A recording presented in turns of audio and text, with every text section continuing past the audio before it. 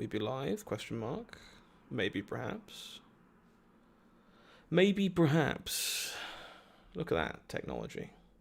Nice and simple.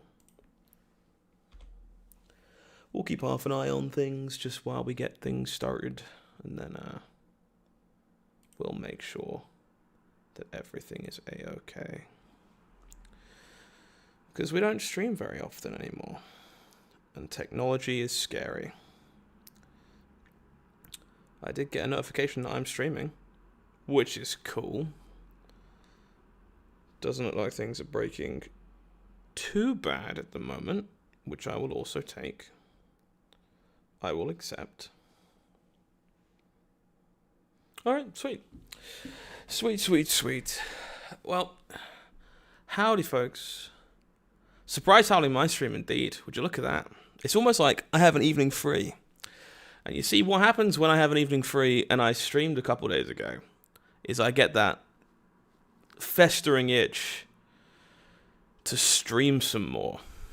Which is both a blessing and a curse, I guess, is the way that I'm going to put it. Reconnection successful. Beautiful. Hopefully we're all fine and dandy now and we can stop having things explode. But yes, yeah, unsurprisingly, streaming got me in the mood to stream. So we're going to do that. We're just going to jam some games, brainstorm some stuff, try some things out. And anyone and everyone is welcome to come and hang out if they fancy it. I promise no good gameplay. I promise no rational thinking. I promise nothing, actually. 0 things. But we are going to do our best to have some fun, try some stuff out, see what sticks, see what doesn't. That's my favorite part of the beginning of spoiler season. So we're just going to try some stuff out, except we'll probably get ourselves shit-canned a decent bit, because that's how these things work. But assuming that we're okay with that, you can come and join us and you can have some fun. Rational thinking is overrated. I agree. So, let's talk about Viserai, shall we? Now, I'm not going to lie to you folks at home. This is currently my favorite deck from Usurp the Shadow Throne. I am very excited for Viserai. I do think, at the moment, again, pinch of salt, I haven't seen the full set either, so there could be plenty of things I don't know. I do think that they've definitely given us a bit of a safety check on what Viserai can do. I think you can do some very, very powerful stuff, but I think there is meaningful interaction on the other side of the table already. I think you are very susceptible to being fatigued if you're not ready and prepared for not getting fatigued, but the gameplay loop is really cool, and I'll explain to you why I think I'm having so much fun. The thing I enjoy about Fab the most, I enjoy decks that are decision dense. I like to feel like I'm getting rewarded for my choices, and that I'm the one who can make mistakes, or I'm the one who can get things right. I want to earn my wins, I want to deal with my losses because they are my fault, and that's all very appealing to me, and this deck does so much of that. Yes, there is somewhat of a risk when it comes to the variance of banishing cards with Viserai, but I think between choosing when to flip, when to try to flip, controlling your gates to try and flip back, making the most of the cards you do banish at random, all of that is very, very appealing to me. Side tangent, I was aware that today is 1,000 days since Iceland LL'd. What can I say? Maybe that's some poetic justice in a roundabout way. If you aren't familiar with Viserai and you're joining us for the first time, you're brand new.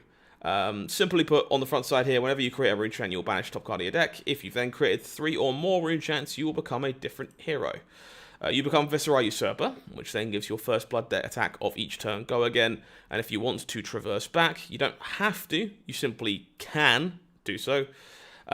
You have to have either created or activated a gate to Iara Thial. Feels like Levia is set to be underappreciated again. I think Levia is going to be a really big winner from this set, truthfully. I think she can do very, very powerful things, and I think people are underestimating what she can do again. I agree with you, to be fair. So let's talk about equipment choices. Well, at least when I'm not clicking the wrong button anyway. Bump. A few things that I think are worth discussing. We have a couple of headpieces in this list currently. They are starting things off with Face Purgatory. This should be no surprise to anybody. Face Purgatory is terrifying. It continues to be terrifying. It is just one of the best, most premium assassin. That's what I get now. Runeblade headpieces on the market. You have a pretty high density of attack actions and non-attack actions. It's pretty easy to enable this. Sometimes you just need to fix your hand when you have a bit of a brick, and Face Purgatory can do that as well. I do think there are situations when you're not going to want this, but I don't think there are that many. I do want to spend some time trying out Circlet of Eternal End. I do think the more I have thought about Viserai, the more this card is terrifying. It obviously has a ton of implications into Leviathan, potentially Malice, a few other decks as well. I think having access to it could be quite strong in those matchups. If I find myself just happy with Face Purgatory in those matchups, then we'll chuck this away. But I think it deserves to be tested at the very least. We also have Ebb and Fold down here, which is mostly here to be Spell Void too, but I won't lie to you. I have thought about starting this in specific matchups, maybe even some of the fatigue matchups, because I really like the idea of being able to sculpt your hand and take a card that needs to be out in your banished zone and put it there at will, like Ebb and Fold used to do in Silver Age before they took it away. I think that might be worth exploring at some point as well. Findle Spring Tunic, grass green, sky blue. Don't know what else to tell you on this one, unfortunately. For better or worse, Tunic is one of the most iconic chess pieces in the game. It does a lot for us here. It will foot the bill sometimes on a gate activation. It will foot the bill on Grimoire of Felling Song. It will pay for Eloquent Eulogy even sometimes in a pinch if you really need it to. It also means that cards like Widespread Annihilation can be played off of your Tunic and a blue. I think it just does too much to allow this deck not to be a Tunic deck, but I'd love to be wrong because I love it when decks aren't Tunic decks. Scepter of Pain, yeah, we'll go on to Scepter of Pain now. We'll talk about Scepter of Pain a little bit. Hey Josh, no, my pleasure. Happy to help you. So originally I started playing Scepter of Pain and Viserai for a couple of reasons, but the big one is because I wanted access to the books. The more I played this deck, the more I think that I realized Grimoire of Felling Song is like exceptionally powerful in this archetype. There's a good chance you maybe only want this in aggressive matchups. I haven't figured that much out yet. But I think having 2 Rune Chant generators on board to kind of put you towards a flip at turbo speed in more aggressive matchups is just so potent. Being able to threaten to give a Blood Debt attack go again by having an instant speed way of making a Rune Chant is terrifying. And the more I played with this, the more I was just kind of interested in having access to Grimoire of Felling Song. And as a result, you kind of need to have access to Scepter of Pain in the same process. Now, originally, I thought Scepter of Pain here was just kind of a bit of flavor. It was like, I want the book. I should just play a Scepter of Pain because it's a one-handed weapon. It's the only option I have. But having tinkered a bit with the deck as well, I've actually been kind of impressed what this can do. Because a lot of people against Viserai like to block you down. They like to put cards in front of you and try and just fatigue you out. They like to play around Cull. They like to play around Culling Song Gloomblade. They like to play around Widespread Annihilation. So they're really, really guilty of just putting their hand in the way to try and deny you getting value from your hand interaction. And if they do that, you can, instead of throwing whatever the last attack is in your banish zone, you can just take a Blood Debt, save that, and ping them with Scepter of Pain while the hand is gone. And that's come up more than I expected it to. So I've been pleasantly surprised. This isn't like, insane or anything. It isn't like absolutely backbreaking. But you do use it. You do activate it. And that's a fine thing to have access to when you are more interested in the books as things go. Hey Chi-Chi. Hey Zoloft. Donnie, if they printed a hero whose hero text was the same as Tunic, would the hero still run Tunic? I'm sure you could build it to run Tunic, depending on how many 2 costs you would like to play without spending any cards. But it would open up some freedom for you, for sure, 100%. Hey Darkor, how are you? Grasp of the Arc Knight here. Grass green, sky blue. I would love to tell you this isn't a Grasp deck. I do think there are worlds where Vexing Quillhand makes some sense. I like the idea maybe against a really aggressive metagame like Dio and Syndra and stuff, being able to have Quillhand Grimoire in play, so you can just flip on command. But I don't think that applies anywhere else. Grasp of the Arc Knight lets you utilize your blues. It lets you block like a boss. It is an Arcane Rising piece of equipment. It is absolutely wild. I think this is just a must play for this deck, truthfully. And Spellbound Creepers is our last main board piece of equipment. You can do some stuff with Spellbound Creepers, and I think you probably need to do some stuff with Spellbound Creepers. The fatigue-centric decks are going to require you to go 3 or 4 attacks wide, at least somewhat consistently. And this lets you do that. You can get all scuzzy with your Eloquence tokens off of Eloquent Eulogy. Cheese things out for extra action points there. But we'll have to wait and see. Grasp does block 3 against aggro, I agree, but you don't need to block 3 if your opponent is dead. And I think there is a very good chance they might just be dead if you flip into Usurper at whenever you want and just throw a 20 to 25 damage turn. But that's what we're here to test. We're here to figure that kind of stuff out. You wish an Old Sutcliffe was a one-handed weapon? That thing would probably be a bit too good. New Blood Debt Remembrance. I'm not sure how I feel about it, honestly. I'm playing some Embalms right now because that card obviously isn't on Talishar. I could see either being good. I could see neither being good, depending on how consistently you can just set up big anti-fatigue endgames. Not sure. Plenty of things to test. That's the exciting part, if you ask me. Cool. Onto our main board. We will see that I am not red line. I'm on 20 blues currently, which is actually a little lighter than I have been previously. I've been on more blues before this. I think blues are surprisingly good in Viserai if you can leverage them. I do think, however, this is kind of my rule for deck building on Viserai right now. If a card does not have Blood Debt, it needs to move mountains to be good enough to be played in this archetype. I think it just actually has to do so much, because every time you brick on a card that you cannot play from the Banished Zone in any way, you didn't draw a card, and you are one step closer to fatigue. You've taken damage out of your deck. It is so bad. So I think the way I am leaning towards building this deck is just hyper-fixating on cards with Blood Debt. As things get revealed to have Blood Debt that might replace an alternative that don't have Blood Debt, I'm probably going to lean that way in deck building. I just think it is so important to constantly hit wherever you can, and the cards that don't have Blood Debt have to be obscene to make the cut. Hey Geese, I'm doing well, thank you. How are you? Sage Risk or just CC? Just CC so far. Do I think the counterpart to Funeral Moon that makes Eloquent is a decent card? I don't think so. You'll see when we get to equipment in a bit that we have access to the other Grimoire in a pinch as well, Grimoire of the Haunt. It's mostly here for Arcane, but if you have a matchup where you want to do Eloquence tricks, between Eloquent Eulogy and the Grimoire, you should have enough to do so, I think. I agree that Red Line Vis is fun, but probably Oil is just a fatigue. Big agree. So, Bounding Demigon, there's a lot of people that think some of the Gloom Blades that have been printed are better than this. I don't agree currently. I think Bounding Demigon kind of mogs most of the Gloom Blades that have been revealed so far. This is just so consistently a 0 for 4 out of the Banished Zone. It doesn't require you to eat a Rune Chant. Means you're still presenting split damage when it comes in, still presents a breakpoint by itself. I think it's still pretty premiums, to be completely honest. I would love to be wrong about that. The more new cards we get to play, the better. But I am still pretty sold on this being one of the better zero-cost Blood Debt attacks currently. Cole, subtle support, James White once said. This is, for me, Cull is not only super powerful for the same reasons it is in Vinset. In fact, for all of the reasons it is in Vinset for the most part.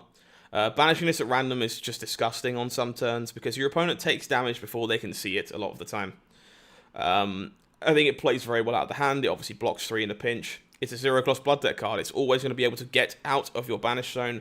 It does gnarly tricks with Eloquence. It gives you game into fatigue strategies if you can bank these in your Banished Zone and then just rip your opponent's hand away to push damage.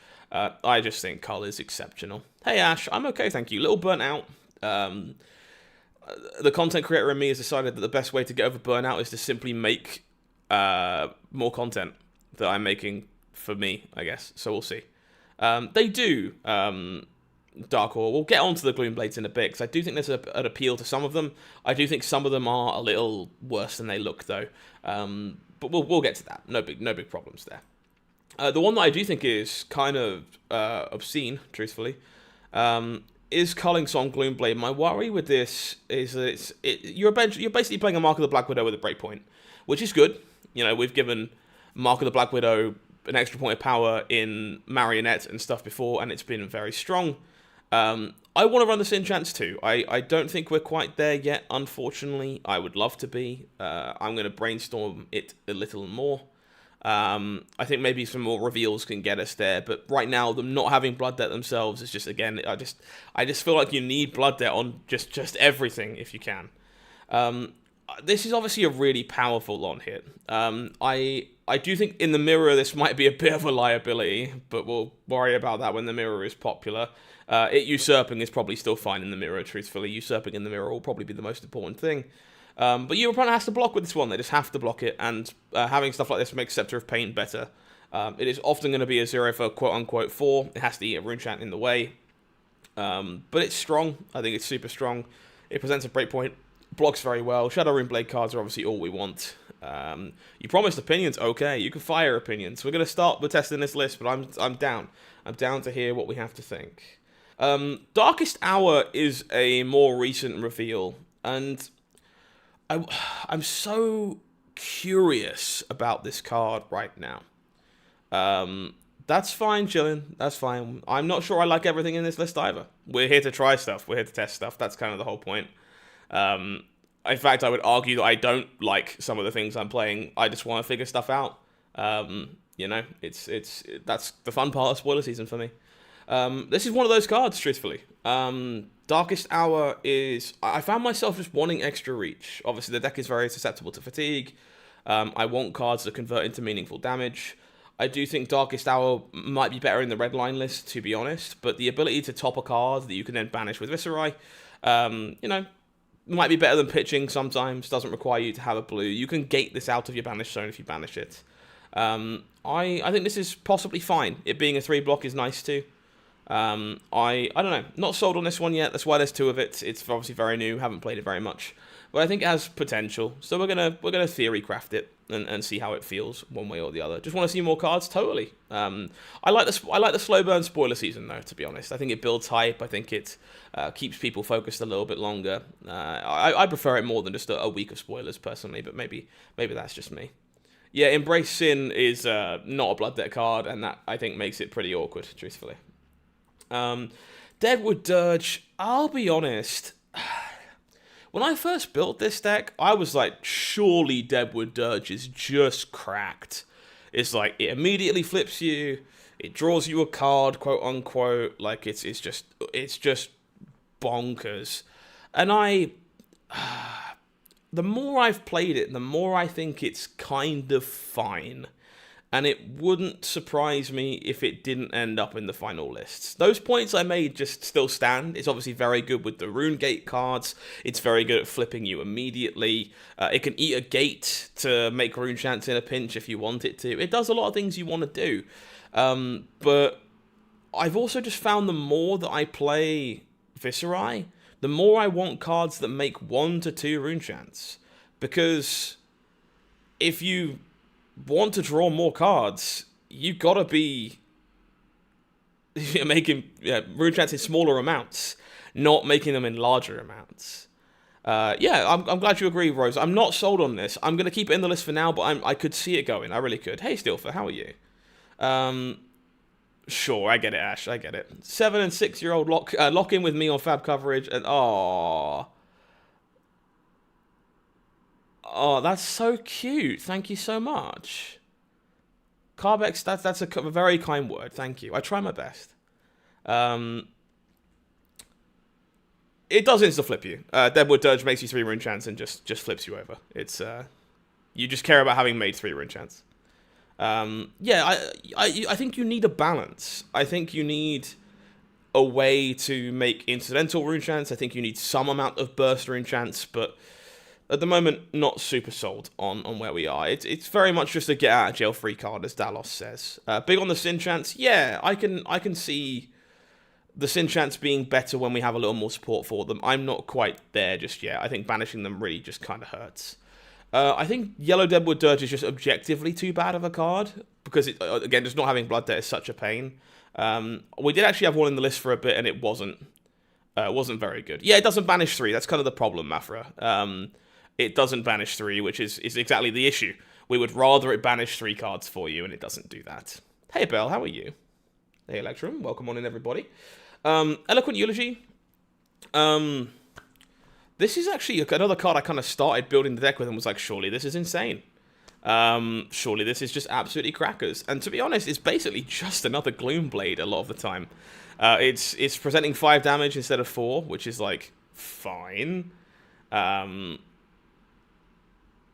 Yeah, Dirge is 1 single instance of 3 rune chance, so it only banishes 1 card for you. It doesn't banish 3. We'll see, Bell. We'll see. I don't know, Electrum. I've been in the mood. I got the bug a bit after the reveal stream, so we'll see if I do more of it in the future. I'll sort out an actual setup when I get some time. I was just kind of in the mood. But having played this a bit, it's still good enough, I think. It obviously just does wacky things with Funeral Moon and Cull. Eloquence tokens are fundamentally very broken. Yeah, I don't know. They're all pretty sweet. Eulogy just strong enough, I think. Indeed, Shilb. I don't want to have to rely on drawing Embrace Sin, which is another non-blood deck card, to make my non-blood deck cards not suck.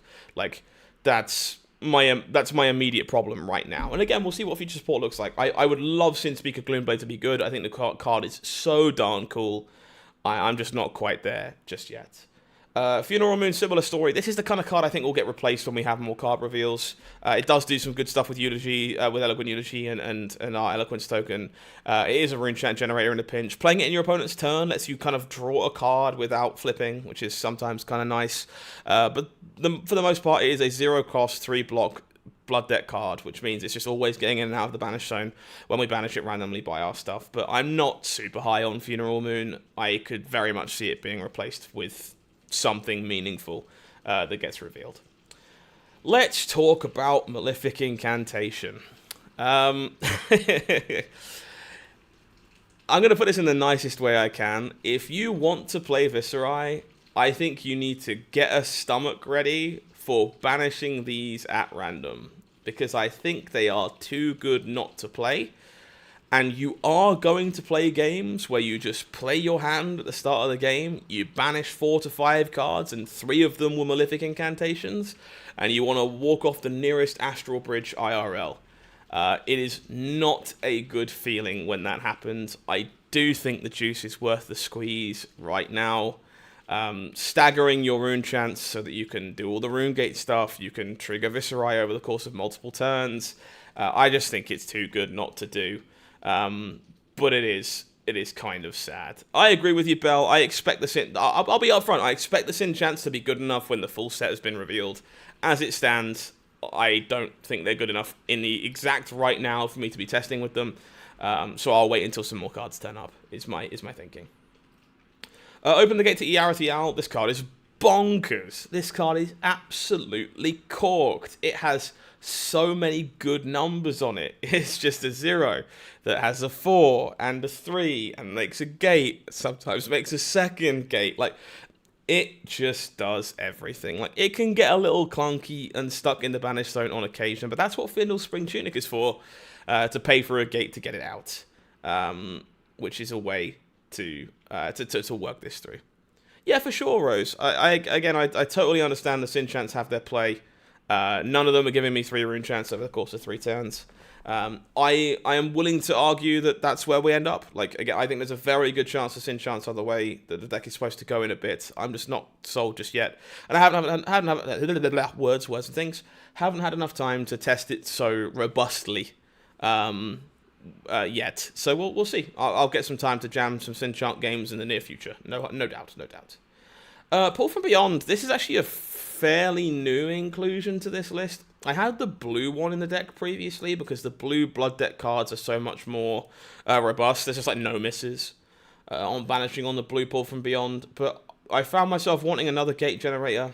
Opting is powerful in this archetype. This deck is a little more red heavy than the previous versions I was playing. Hey Mortimus, how are you? So I think the card is very powerful. I'm a big fan of block 3s. It's definitely going to work for me in that capacity. I wanted another gate generator, and I think this is one of the better ones we have right now. Doesn't Lust make a chant on Usurp and on destroying it, it goes +1 twice? Yes, it does give you... Lust is the best one for doing exactly that. Counterpart to Arcane Seeds, maybe. A 2 rune chant generator is definitely something I would be interested in if it's a strong card independently. Revel in Runeblood is... You know, I wouldn't be shocked if you did play 3 of this, but it depends on how much we need to access the burst turns. Viserai, unlike something like Vincent, because you flip into Usurper, it's so easy for you to go non-attack attack, Revel in Runeblood, blast. Like the sequencing is not difficult to do. And if you're choosing to play Widespread Destructions, Widespread Annihilations, these kind of things, Revel in Runeblood is just an automatic enabler for those cards. Lets you keep them in the banish zone for a pinch if you want. You can gate them out if you don't want. And this just kind of lets you to blast the cannon in the matchups where I think you need to blast the cannon.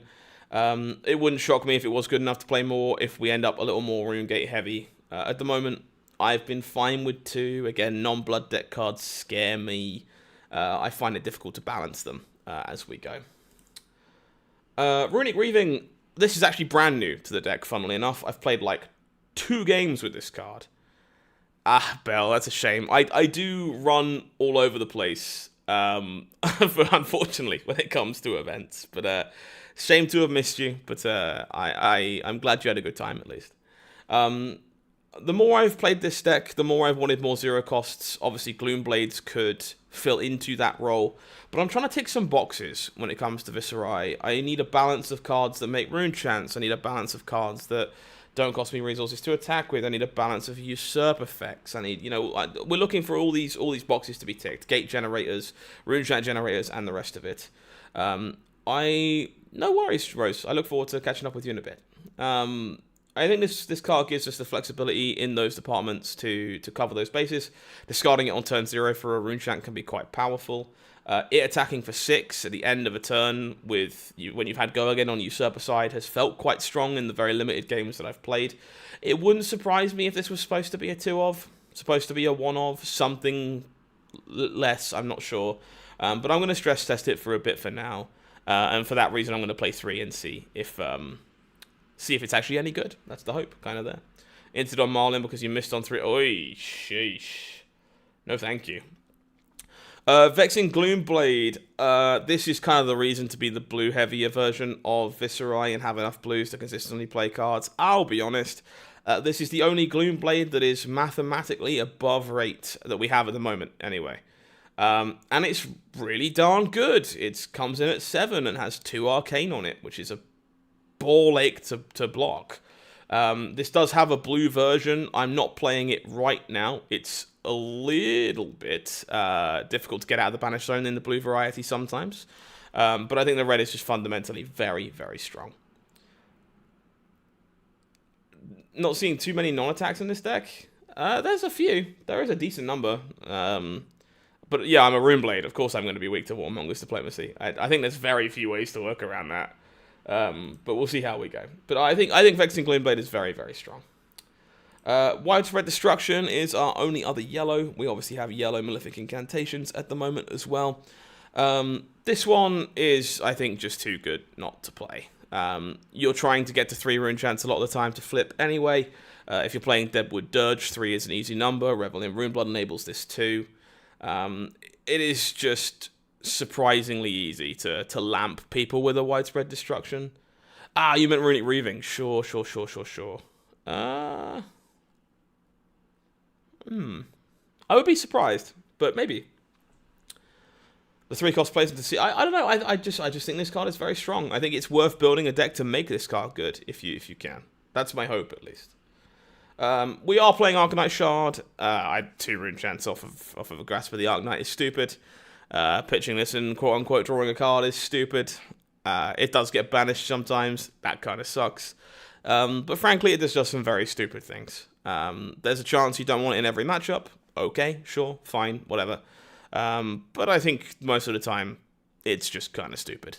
Would be very shocked if Shard wasn't good enough to make the cut when all was said and done. Become the Shadow Lord. Talk about cards that are stupid. God, I wish this thing had Blood Debt. I really, really wish this thing had Blood Debt. But thank God it doesn't, because holy crap, it would be insane. This does just do a bit of everything. We'll see, Mr. Lobio. I'm not sure. I had a good time the other night, so I thought I might as well stream this evening while I had some time, and we'll see what happens. Who knows? But yes, this is another gate generator, it's another rune chant generator, it obviously requires you to have a high density of specifically Shadow Runeblade cards. It does do things with Gate to Yarathiel to stockpile you on gates.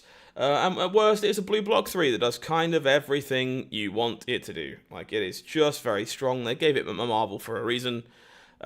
Yes, you will banish it sometimes and be sad. But you will have to stomach being sad, I think.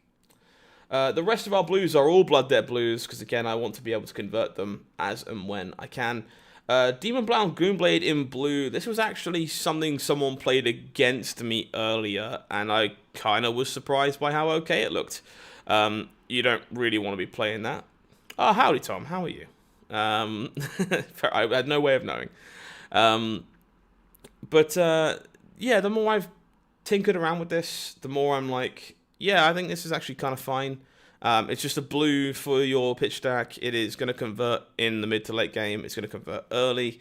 In the mirror matches, it's silly because it is a blue that gets you 4 value. Anyone with rune chance, really. It's not exciting. I could definitely see it being replaced by something more impactful when we get more impactful blues. But I read this when my opponent pitched it in the mirror match and was like, wow, that is incredibly mid. And then it looked really good throughout the entire game, and so maybe it's not incredibly mid. We're going to give it a shake, and we're going to find out. Seeds of Agony, I want to talk about this card a little bit. Because I have a feeling in my gut that if we can get a couple more non-attack actions that can be played from the Banish Zone, I think you can have a version of this deck that leverages Seeds of Agony, Douse in Runeblood, and like Riftbind, which I won't lie, the Boomer Chain in me is like, oh, please let me play Riftbind. Please let me Seeds of Agony and Riftbind some people. Douse in Runeblood is the most Boomer Chain card ever printed in a world where Boomer Chain wasn't legal anymore. And I would love to leverage that and try things out. But for now, again, I want blue Blood Debt cards in my pitch stack that if I hit them off of my Viserai ability, I can play them, I can convert them. You always have enough 0-cost Runeblades in this deck to make this card worth damage when you banish it, which is fine. Incidental Arcane damage is totally fine. I would like more of a reward for playing this. I would love to get some Riftbinds or something in the mix. But for now, it's been entirely okay, is the way I would put it. Hopefully, we get some better options as blues to banish, or better ways to make use of non-attack actions, simply put. Thoughts on Shadow Realm Reaper? I could see it being good enough as a one-of if you are trying to beat fatigue decks. It does let you go 3 to 4 wide fairly easily. Banishing in any other matchup is very painful. So it wouldn't surprise me if one was good in the list somewhere. Shadow Aversa, I think this is a card that's in most people's lists as well. Just happy to banish cards, lets you go a little wider. Another blue you can play from your banish zone if you banish it. It's just going to be playable, always going to be playable. 0 cost that converts when you banish it off the Viserai ability. Lets you get cards in your hand into the banish zone if you would prefer your Widespread Annihilation or something to be over there. Just plenty flexible, plenty powerful. Nothing really to write home about. It's just a card we all know is quite good. Riftbind does cost 1. Yeah, I would. If I were playing that deck, it would be a different build of the deck, truthfully. Like, between Douse in Runeblood and Riftbind, you would want to have a different pitch curve. You would want to rely on Seeds of Agony. All that kind of, nonsense. It doesn't fit here, unfortunately, because the 1 cost is actually kind of awkward. Shadow Realm Harrower. I want this card to be good so damn bad. I haven't played it enough to know if it is. No idea. Gonna play some more games, we'll figure it out. But the idea of sending this into an aggro deck just fills me with joy. Just fills me with joy. They're not going to want to block this. You're going to gain a bucket of life. Like, it should, in theory, be kind of strong as a one-of.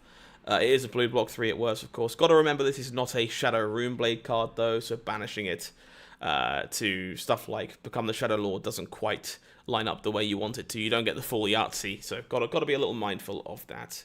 Fair enough, Bell. Fair enough. I am an old individual, and I've played too much Chain. We're on Phantom Wraith even, not Banshee. Banshee's the 3 cost. Phantom Wraith for now. This has actually been pretty good. Originally, when I was tinkering around with early lists, this was just, please God, give me some Blood Debt cards I can play from the Banish Zone in the blue variety. And then I played some games and it didn't suck. And that was a pleasant surprise. Just unsurprisingly, 2 rune chance is not too difficult to do. 4 is still a breakpoint, and a blue that converts into meaningful damage on a 1-card hand is fine. Hey Madagon, how are you? It's not, again, not exciting. Definitely the kind of card that could be usurped for a better blue if something gets revealed. But for now, it's been okay. It's been fine. Not been too upset. And then maybe the most controversial piece in the main deck right now. Seems like a lot of people are a little down on Widespread Annihilation. Think it's a little too hard to play for this deck. And I will agree that it does get stuck in the Banish Zone an annoying amount of the time. You can, of course, just gate it out. You think Talishar just crashed? That's gonna suck. If I go to boot up a game in a minute and we can't play, that is unfortunate. But we'll do what we can. You can gate this thing out in a pinch. I've played worse turn cycles.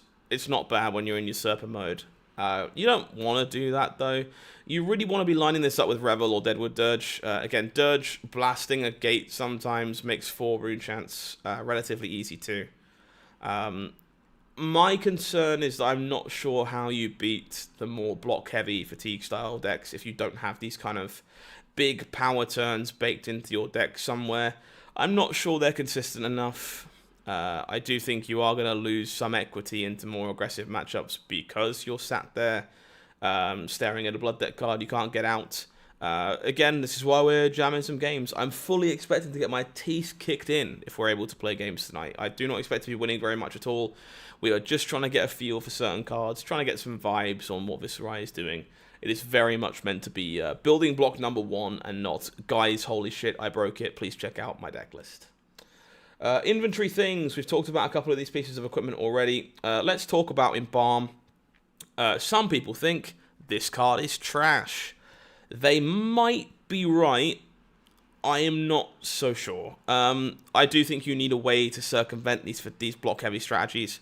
It might be the card that's just been revealed. We just had the blue revealed by the guys at I have a video. Maybe that's a better option in this slot. I do think that having a card I can play from Banish if I hit it off my Viserai ability is kind of appealing to me. I do like the idea of being able to loop back, usurp the Shadow Throne, or Widespread Annihilation to just kick your opponent in the face. I am a fan of face kicking in general, and I do think this gives you a decent bit of range. As things stand in looping those cards back, it is incidental value when you banish it away. You're all good, Bell. I'm going to just queue up some random games. I just want to tinker into some random stuff more than anything else. If you happen to bump into me, great, feel free. But yeah, we'll just throw ourselves in the Talishar queue and see how things go to start with. I'm going to tinker with this. I'm not sold on it by any stretch. I think I'd be more interested in this if we end up on a Riftbind style list with Dowsing Runebloods and stuff. Because this is another free non-attack action you can play out of the Banished Zone, which might be something. But yeah, it's not done too much for me so far in testing. I don't think it's great, but it's here for now. I haven't figured out what I want to replace it with. A card I'm actually kind of high on, though, is Invert Existence, which I think a number of people have forgotten exists, which is fine, because, well, I don't blame you. It's not a card that sees too much regular play outside of Inset. I think this does a surprising amount for the deck, depending on what you're playing against. I think against the Assassins, be it Dr. Mortimer or something like Huntsman, it's very easy to eat the Graven equipment, which is very sweet. It's very important for those value-centric matchups. I think Syndra, you can eat daggers, which if you get lucky with the timing there is game-ending a lot of the time, if you can be careful there.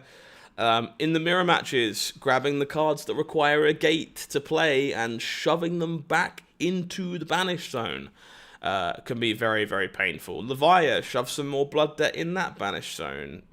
Gravy Allies, good night, get out of here, fuck off. Does some great stuff there too.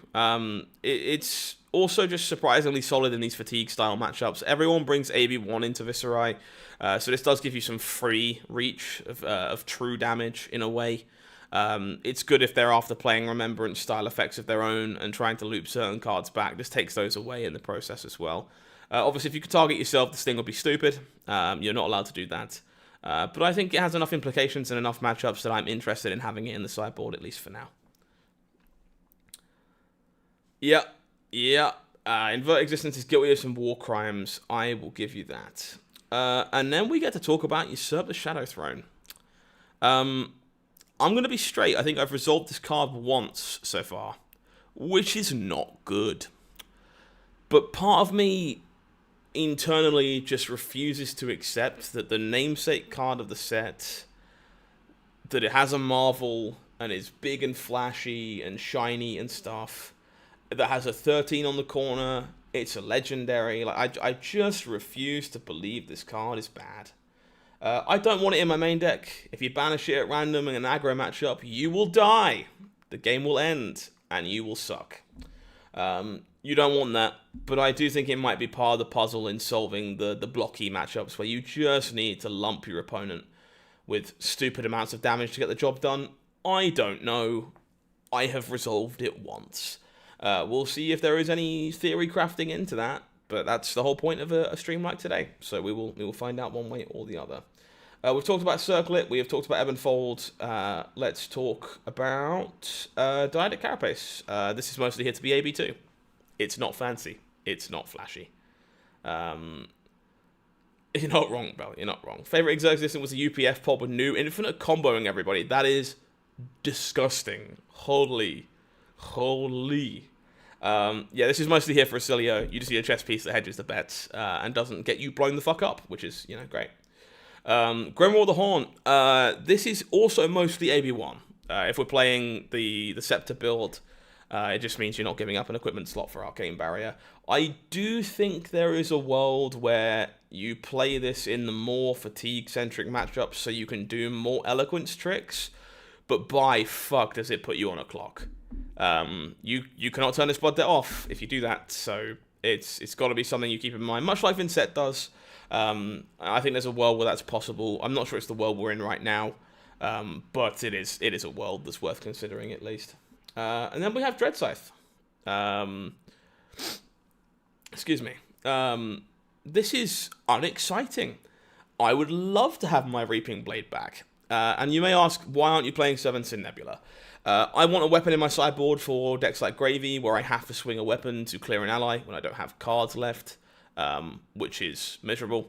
I want a weapon for the fatigue matchups, where I need to have a weapon to swing when I have no cards left. That's kind of the thought process on this one.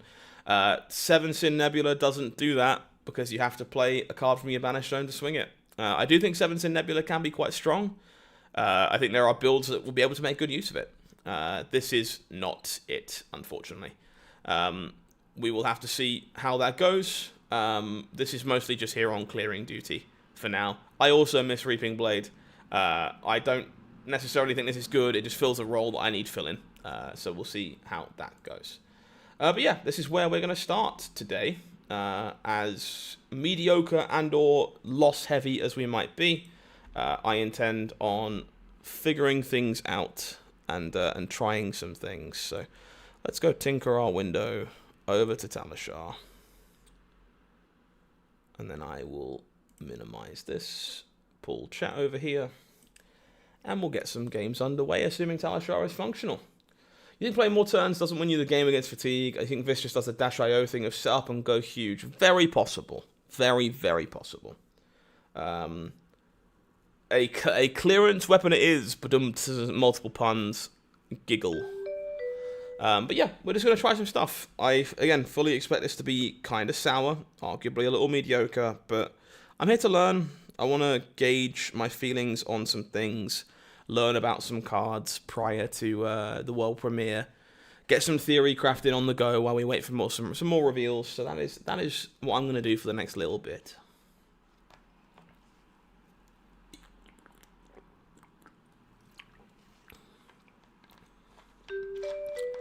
Olympia. Now, I'm going to be straight with you, chat. There is a chance that our opponent turns over the old Decimated Great Axe. And if they do, I might just accept I'm chump change. Because banishing this thing, if they're not on Decimated Great Axe, is fucking ass.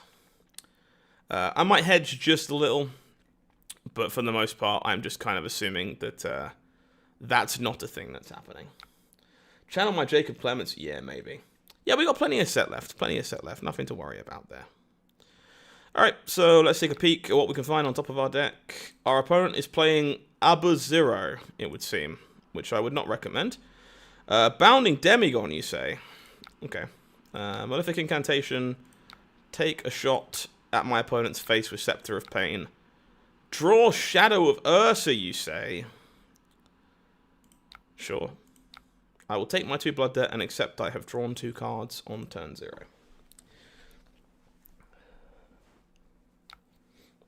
Yellow check raise.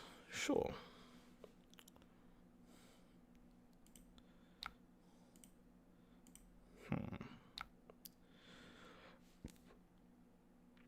They might be playing the straight armory deck, not gonna lie to you. So this is coming in for 8 with a wager. This hand is actually kind of mediocre.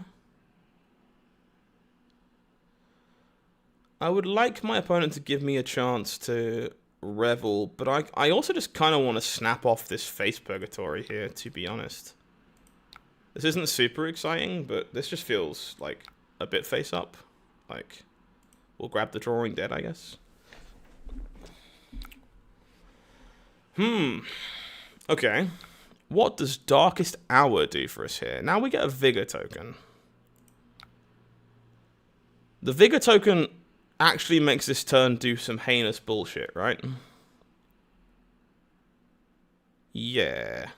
So we get to go Darkest Hour, put this on top of the deck.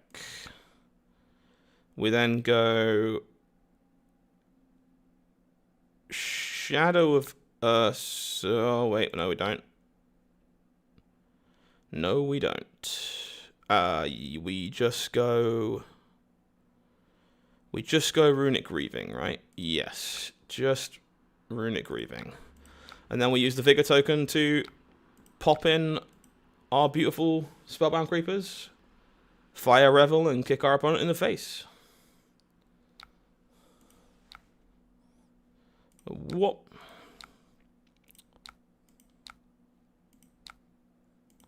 We get a free Embalm for our troubles, too. Interesting. Do I want to Embalm any of this back? Not massively, but I don't really want to take the blood debt for it either, so we'll do that, and we'll chuck Widespread Destruction. My opponent will proceed to take a chunk of damage. Here's my 10 ball. There are many like it, but this one is mine. I have more action points because my deck is obscene. Hello, Bounding Demigod. Crunch. I would like to find a gate generator now.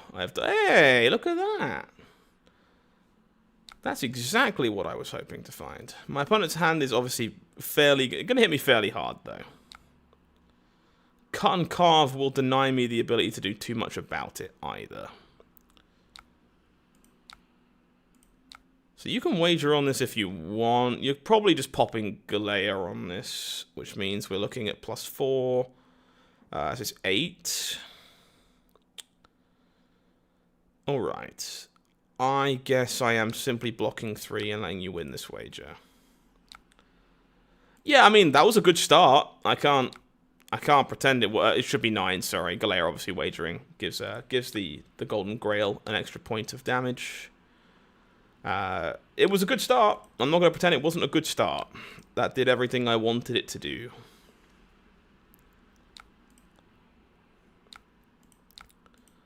My opponent will utilize the equipment. Makes some sense. So we only have Shadow of Ursa in here right now. So priority is flipping back, which is fine.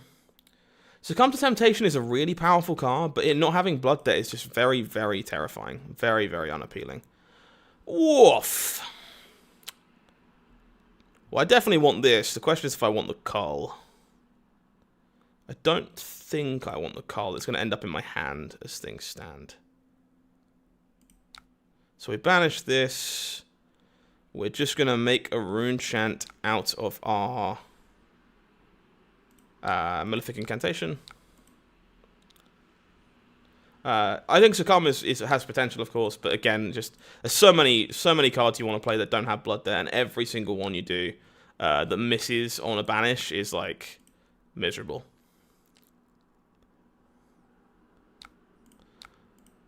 Crunch. My opponent falls to 9. I will end my turn, flip back, Arsenal this Malefic Incantation. So I can flip again if I want to this turn, which I think I'm probably supposed to put my foot on my opponent's neck, because, like, they don't want to block me, and they are just exploding. Ooh, Bluff Catcher? Okay, I see why you didn't want to block me. This is rather large, isn't it? Another +6 here. Yeah, that is a big old 14. How do I feel about that? So what does this hand do? We get to go... yes, but Chain was, like... Chain wasn't turbo fatiguing in the same way Viserai is. Like, you spend your early turns with 1 to 2 to 3 shackles, in the early game, whereas Viserai is often just banishing 3 cards a turn from the beginning, which is part of why you burn out a bit faster, in my experience so far. So 1, 2, 3, this way I go again. I can hold on to this in case I brick. I think I'm just eating this with my face, I'm not going to lie to you.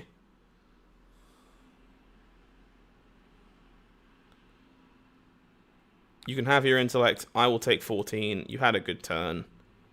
I'm just going to try and put my foot in your mouth. Yeah, the do you want to forsake your throne prompt is pretty aces. I am a fan of that. It's a good turn for my opponent. We're going to go pitch to grasp. Trigger banish widespread annihilation. Huh. Alright. Malefic Incantation. We then go open. I know, right? Both of us are just real ships in the night this game, which is very funny. There goes a Deadwood Dirge that we are sadly not going to get any value from. So we do this. We let our opponent block before we give them information.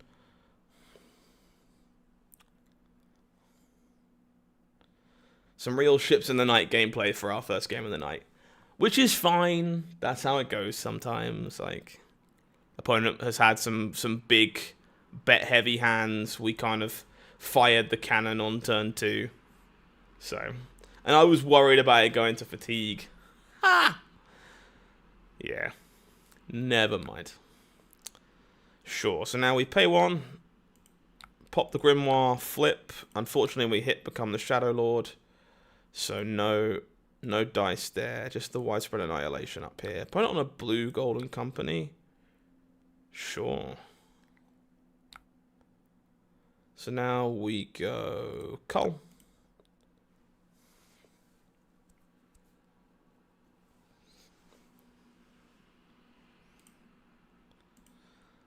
And I want to leave this annihilation in the banished zone, not only because I can't play it, but because I want to gate it out potentially to start my turn if my opponent continues to block me. Which I expect them to, given that I am about to Culling Song and threaten to take another card away.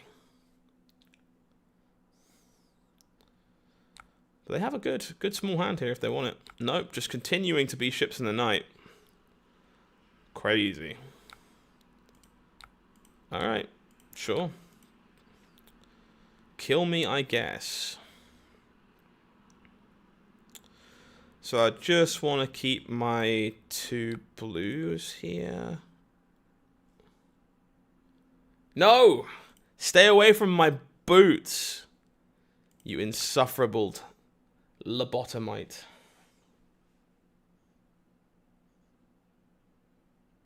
Huh. What am I worried about here?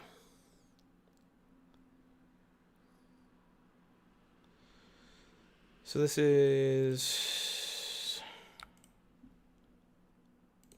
I can use a tunic to pay for gates. I need 4. So I would need my whole hand to do all of it. You're not going to 16 me. Like, sure. No! My tunic will stay where it is. until morale improves.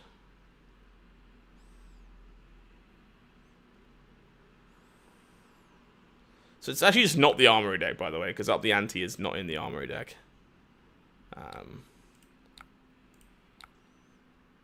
Yeah, I also miss my fair share of Icelander and Verdance. I won't pretend that I don't. Alright, Tunic. Gate. Throw.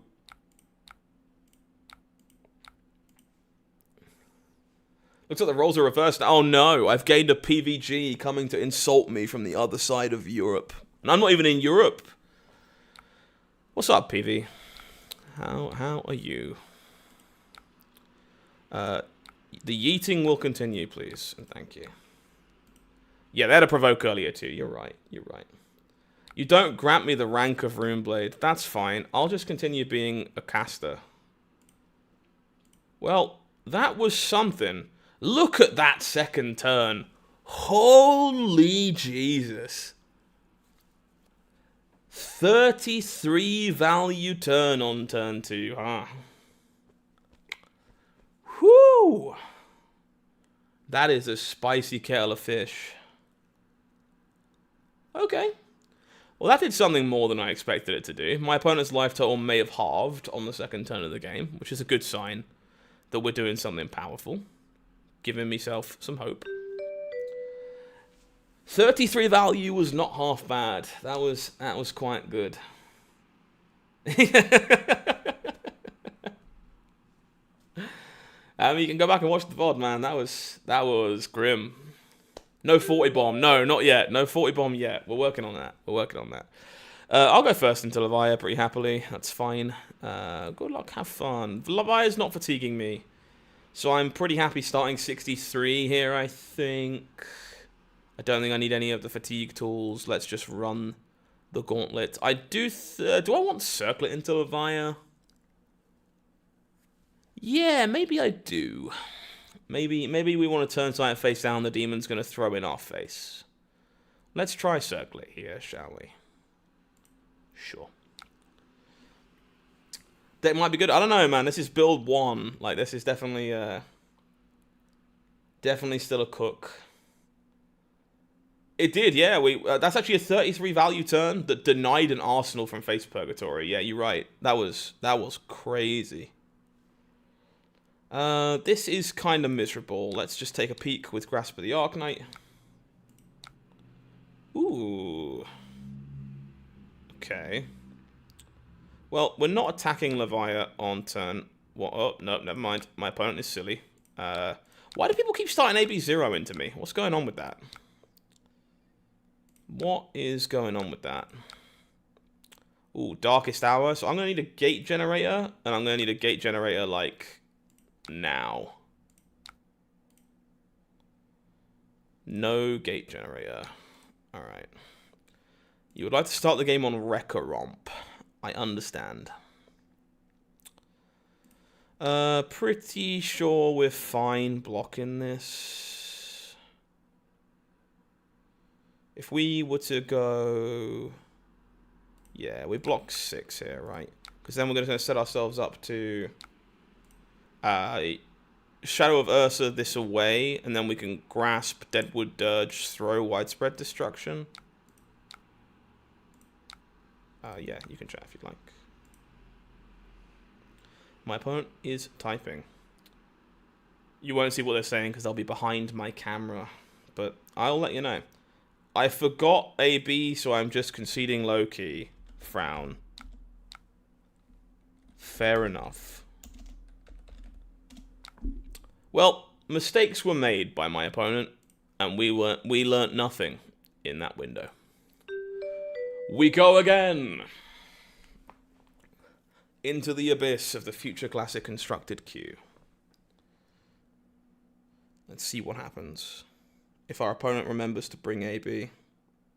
I'm starting to think Arcane Barrier just isn't real, actually, chat. Funnily enough. No one has Arcane Barrier.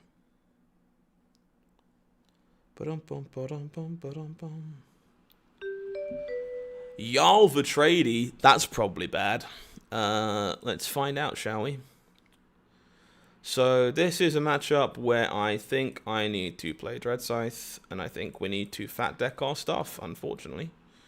Beyond that, I think we're staying the same, however.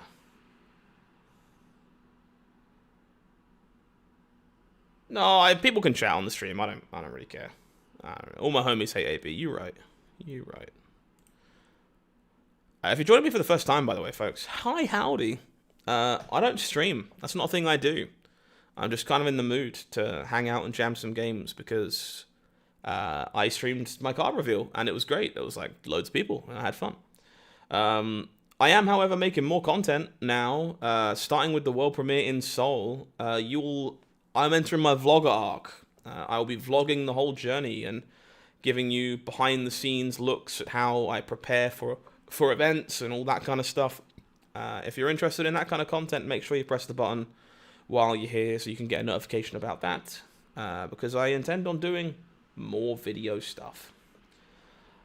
Yeah, Dynamo, I talked about it a bit in the deck tech at the beginning of the stream. I think Grimoire of Felling Song is kind of disgusting. And Seven Sin doesn't swing in the fatigue matchups when you need to not spend cards because you need to play something out of the Banish Zone. And I found myself swinging it off of Tunic a lot, and not an awful lot of other places, unfortunately. So I just wasn't convinced it was quite good enough. Yeah, going to be doing some vlogging. Will I be in Bilbao? Yes, I will. That is the hope. Content maxing indeed is the sad truth about my life. You're not wrong. Sam Bogue Fab? Ooh, maybe. Maybe I can enter my Sam Bogue arc. I am a fan of Sam's. Hey, El Shadol Winder. You've come from another card game, you. Thank you for the kind words, though. I appreciate it. Yeah, I expect this matchup to be kind of bleak, truthfully. I think the tools we need to really compete in it are not here yet. My opponent knows that Fatigue is the game. They're on 64 cards. They're throwing damage on turn 0. Like, I think this is going to be pretty rough, honestly. I do think we're just blocking 9 here. I would prefer to have kept this gate generator to be entirely up front, but I don't think giving myself a frostbite and taking damage is the way to go here, at least not yet.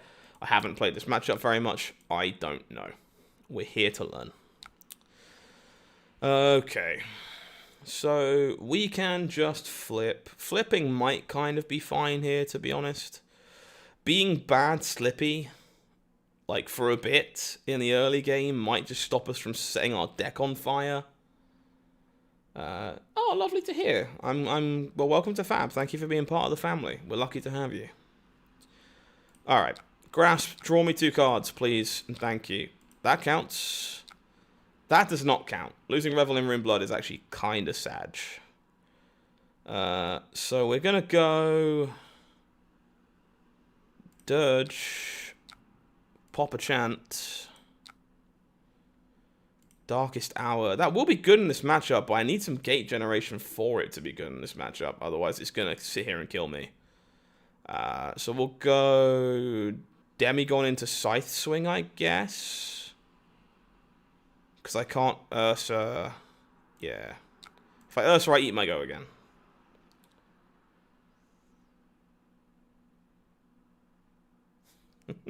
Let's not go calling people a war criminal, please. I understand the implications of El Shadol Winder.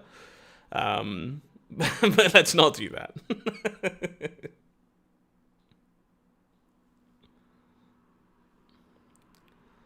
Heart of Ice being the AB1 my opponent has in stock, by the way.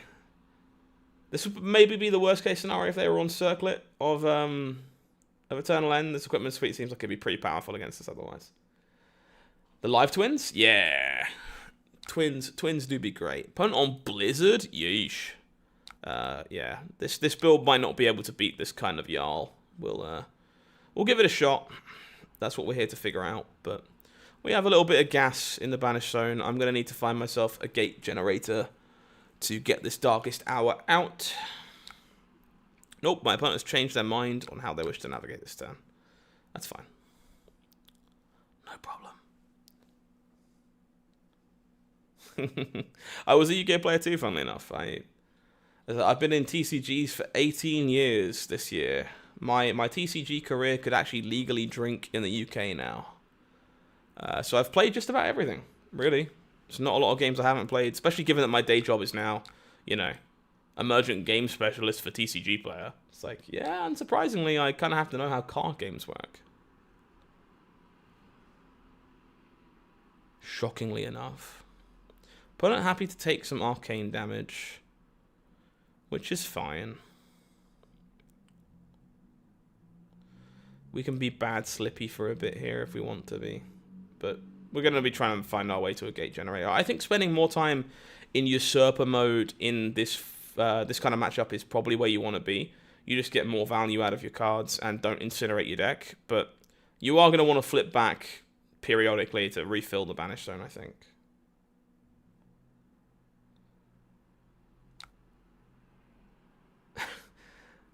Thankfully, it's not a competition, Steelfer, but... So, fun card I want to talk about here, actually, because my opponent's blocking with Fiddler's Green. Oh, kill me. Blocking with Fiddler's Green. The more I have... I don't want to Arsenal, this is the problem. The more I have thought about it, the more I like the idea of messing around with Vestige of Flagellation. If you're unfamiliar with Vestige, by the way, because why would you be? It's a card from... I kind of want to send this, I'm not going to lie. I'm not going to, but I kind of want to. It's a card from Compendium of Wraith that when your opponent gains life, you instead lose that much life and make that many Vigor tokens.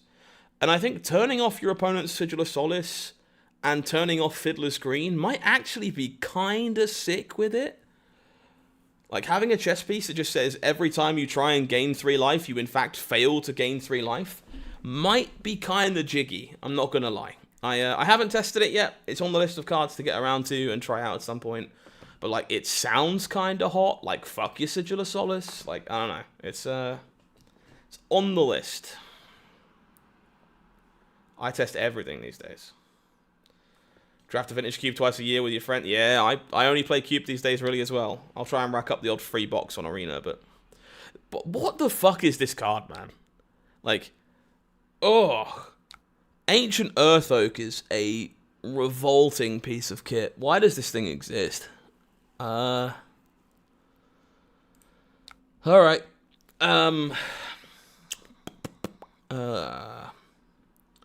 We kind of need this gate generator, I think, because otherwise this Darkest Hour is going to sit here and kill us. So I think we're blocking 6 and dealing with the fact we have a Frostbite.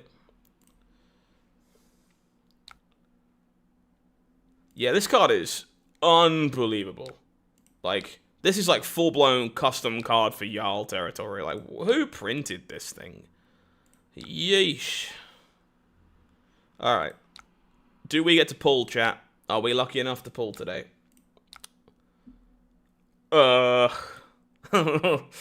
Questionable. I think I have to double bottom these, unfortunately. I need the gate, I think. I hit an invert existence. That counts. That does some stuff. Nothing to me to invert yet. So I think I'm just activating my grasp and taking some damage. Yeah, Ancient Earth Oak is like, what the hell is this? This thing is... Hoi. Like, it is pushed. We'll go with pushed. Like, it is... Whew. Some juice.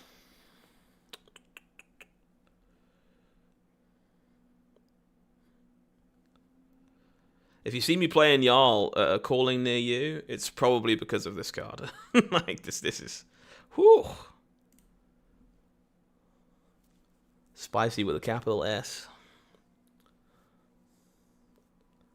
Hey, no worries, Michael. Thank you for saying the kind words. Like, if there's a demand for this, I might stream more often, you know? Like, I'll get my setup sorted and actually, you know, throw in chat on stream and build an overlay for Talishar, and, you know, I'll find some time to do some stuff, because, like, this was very much just I had a good time the other day, and I wanted to jam some Viserai games and see, you know, throw some shit against the fan, see what sticked.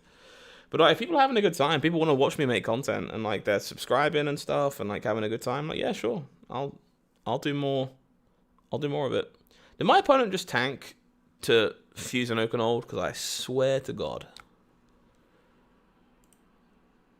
pitching a CNC. Okay, this is fine. You actually have to think about playing this the hard way, which is fine.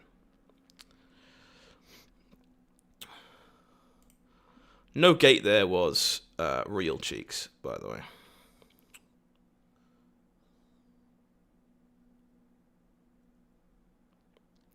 I think this is just blocking 3. It's not exciting.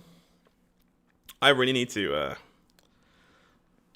make a gate. Like, really, really need to make a gate. Hey, Dot, how are you? No, you're more than welcome. It's become the bane of my life, honestly. So many things that I've done for years as part of my career and like working in TCGs are just like littered with AI dog shit accessories now that get jammed down my throat. No worries, Belle. Get some rest and hang out. Hopefully you enjoy the show. This is going to be me blasting my opponent with a Vexing Gloomblade and seeing what happens.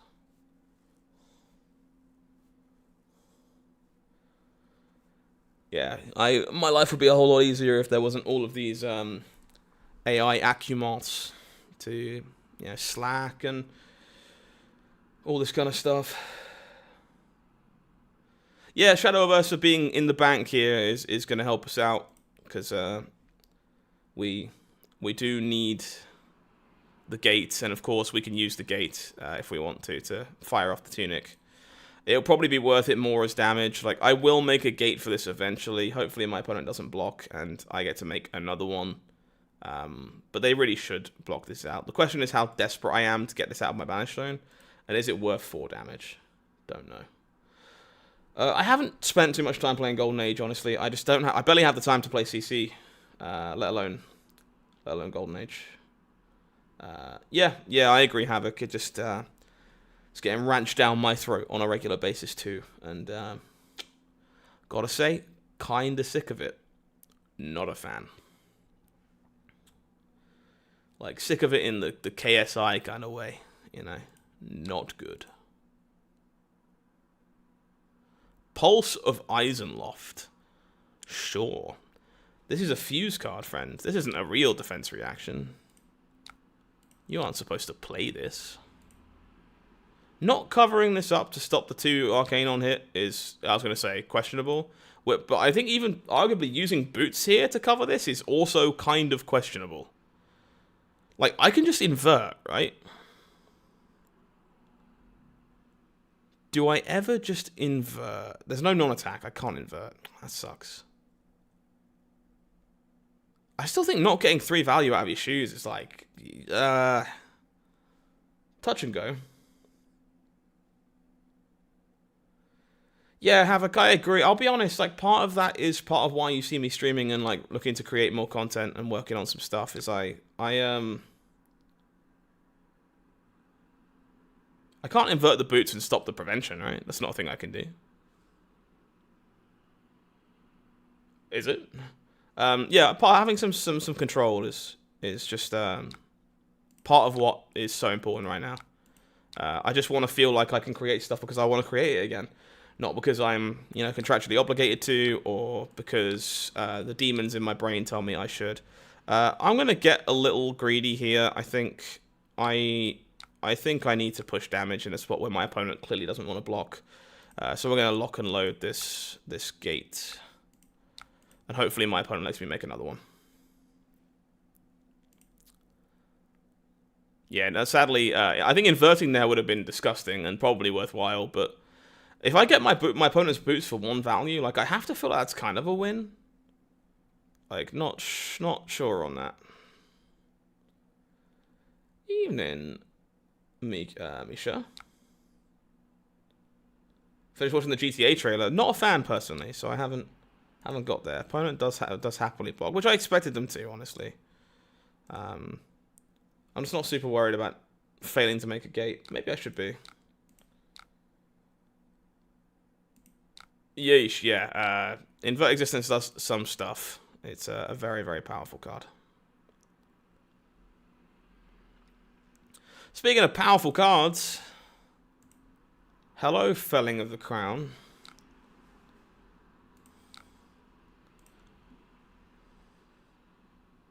There is only one Earth card in here. Why are we not sending Hammer? Do you want a second Earth card for your second Felling? Is that why? Maybe.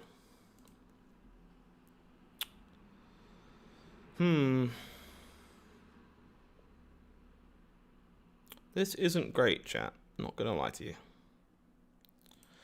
Our draws have not been as stellar as they were in our first game of the night. Well, I hope for your sake, Darkor, it stays away for as long as possible.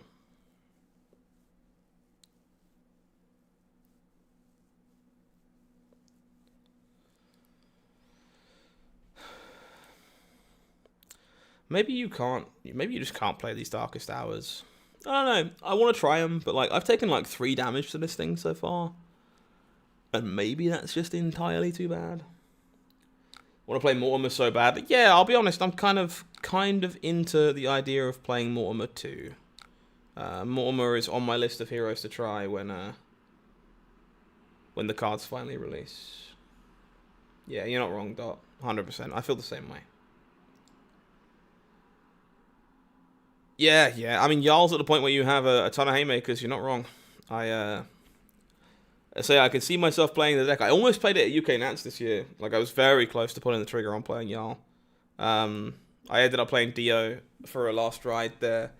But, like, I can see myself playing this deck. Like, it does a lot of the things I enjoyed from Verdance, and the ice cards are, obviously, as close to playing Icelander as I'm allowed to get these days. My opponent is a little slow. Yeah, well, we'll see how rare the Marvel is. I have no frame of reference, obviously. Haller is easier to get than Jarl was, so I don't know if we'll see a status quo on that one, or whether they'll just come and go depending on what's going on. Did you decide to leave? What happened, friend? Ah, no, you're good. You're fine. Alright, pitch to grasp. Let's try and do some things by putting some blood debt into our pitch deck.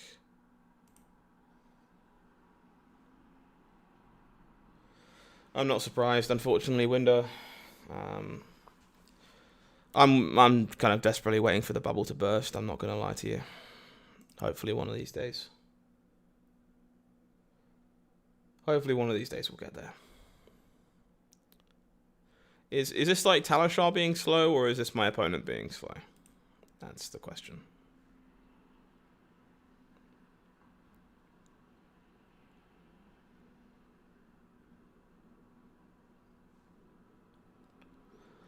Ba-da-ba-ba-da. I'm not loving it. Loving it like that. Oh, friend, if you're going to take like 50 seconds every turn, I might decide to headbutt a wall. We'll see.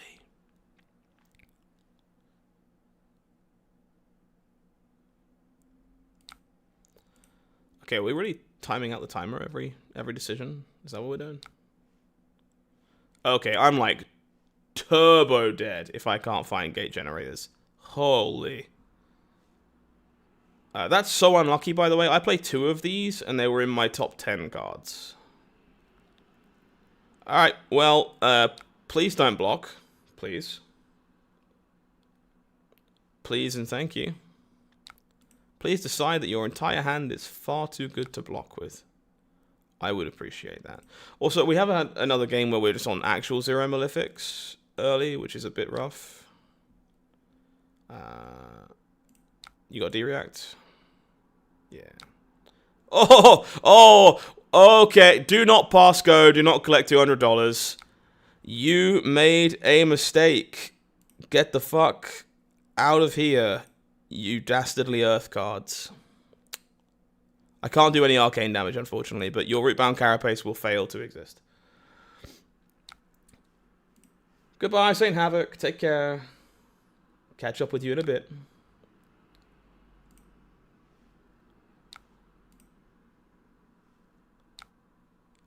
I am happy with my life choices that led to me getting here. Thank you, Advert Existence. I am probably going to call my opponent now.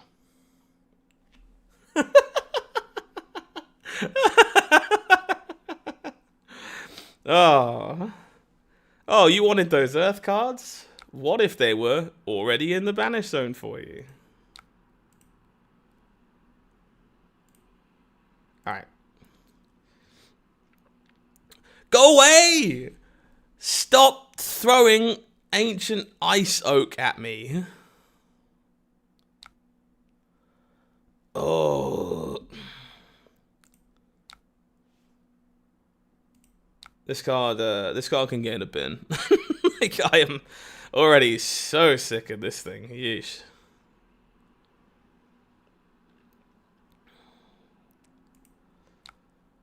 Okay.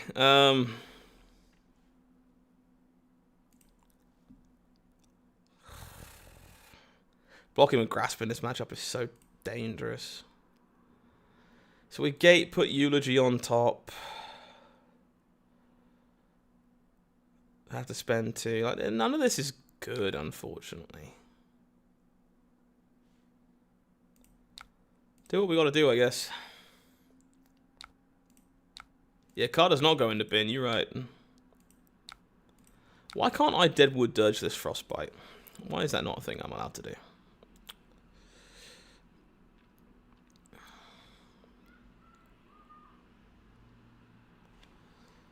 I think that's the third one, though, right? Is that the...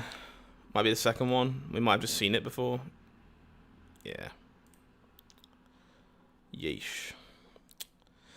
Alright, break a gate. Pay 2 to do it. Target one of these, because I need to stop dying to my own cards. We go... Play this. Put Deadwood Dirge on top of my deck. Send Eloquent Eulogy. Not exactly a good turn. Not what we were hoping to see, but I need to, like, as I say, we have 2 of these in the deck to try them out, and they were both in my top 10 cards, and I banished them both blind, and they've been sitting here pinging me for a million damage, so felt kind of obligated to get one out while we have the chance, because we're going to have to work pretty hard to get the other one out, so. Sink below. What kind of coward are we talking about?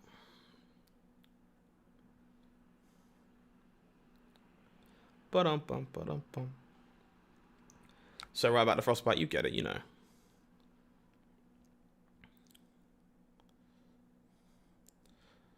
This has been an interesting take on this matchup, by the way. Like, I kind of alluded to it at the start, where I chose to flip quite aggressively and stay there for a little bit to try not to blitz through my deck. And honestly, it kind of hasn't worked. Which is good information to have. We are Ripple awaying to deny my Eloquence token. Sure. I would rather you have done that than block 3 extra damage, I guess. So, sure. Finally! Malefic Incantations. They're real. They exist. Need to get to this Darkest Hour, though. It's going to start killing me pretty soon. And I'm going to stop being able to not block with my armor eventually and start eating some Frostbites as a result. Pitching to Heart of Ice, sending Sledge. That makes sense. This hand actually doesn't convert great. I think I'm supposed to take it slightly slower here. Take 3 from the Sledge and set up a bit. 22 days so you can play Manus? Not long now. Not long now at all. So we go Malefic. Into 0 for 4, Arsenal the Dirge, and we try and set ourselves up to have a reasonable turn. Yeah, I really, you know, it's probably too good. So you, go away. It's probably too good to print, but I think you would kind of love to just have another rune chant generator you can play out of the Banished Zone. I think at the moment, the fact you can't like bank ways to flip is like not great. Hard for me to comment because I have seen some of the expansion slot cards that you guys haven't seen, so my answer might be a little biased, honestly. Is the truth of that matter. Okay, this does some stuff. This does do some stuff. And I like stuff.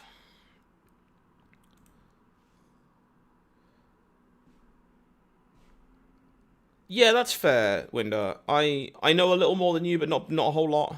I am excited for Malice. I think she does some cool things. I think the design space the deck is playing in is fun. Pass. Okay. No, I appreciate that, Dot, and thank you for being so willing to accept I probably can't answer. It's always nice when people are understanding of my job. Grasp of the Arc Knight. Hits Shadow of Ursa.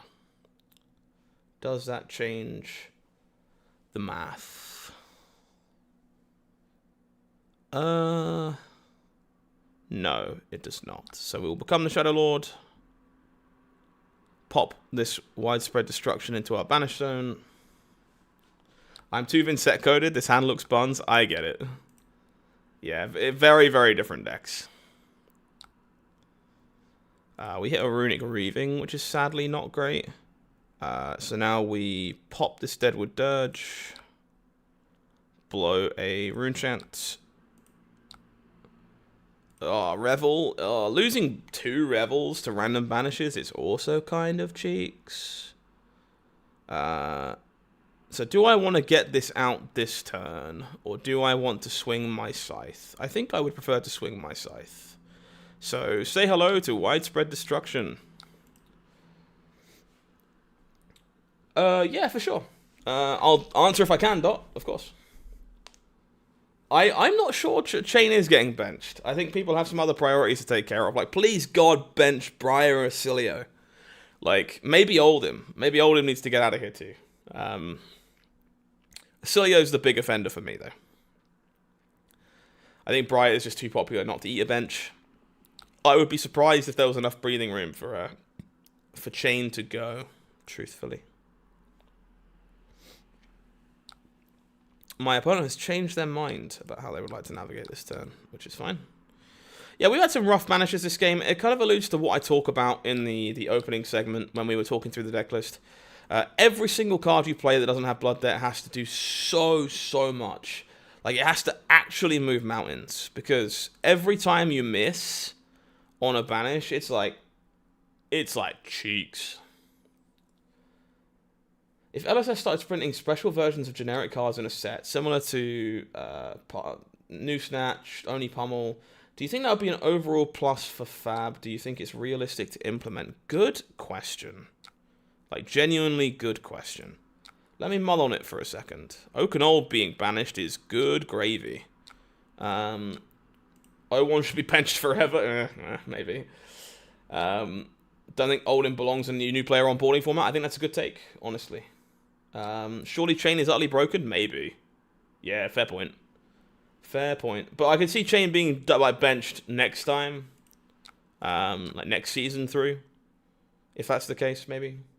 To answer your question, I think it has to be a bit of a balance. I think that stuff is best reserved for promo cards for events. I like the idea of having stuff that encourages players to travel to events, to go out of their way to attend exclusive events. Do I want to flip back? Yeah. And I think the generics do a very, very good job at that.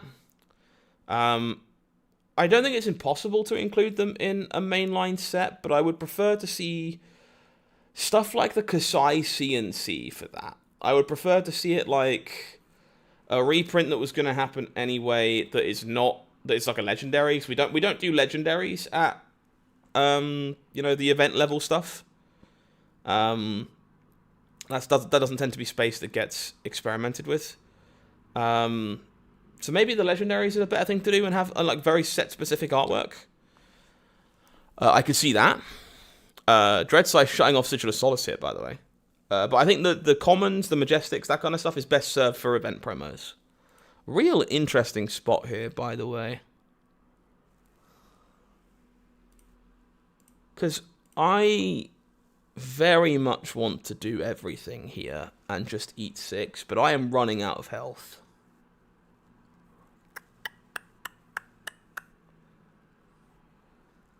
Am I buying it at ludicrous prices? I'm probably not buying it at ludicrous prices, but I probably will try to acquire one. I like to pick up souvenirs for events that I've cast. It's kind of important to me to have things that remind me of where I've been, the places I've gone, and that seems like the kind of perfect card for that. Alright, let's science. I am down to science. So, Malefic.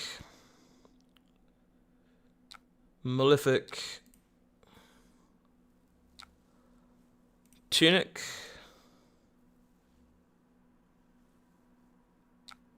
Gate to eat Arathiel. Target this Darkest Hour. Play this Darkest Hour. Put this on top to play it.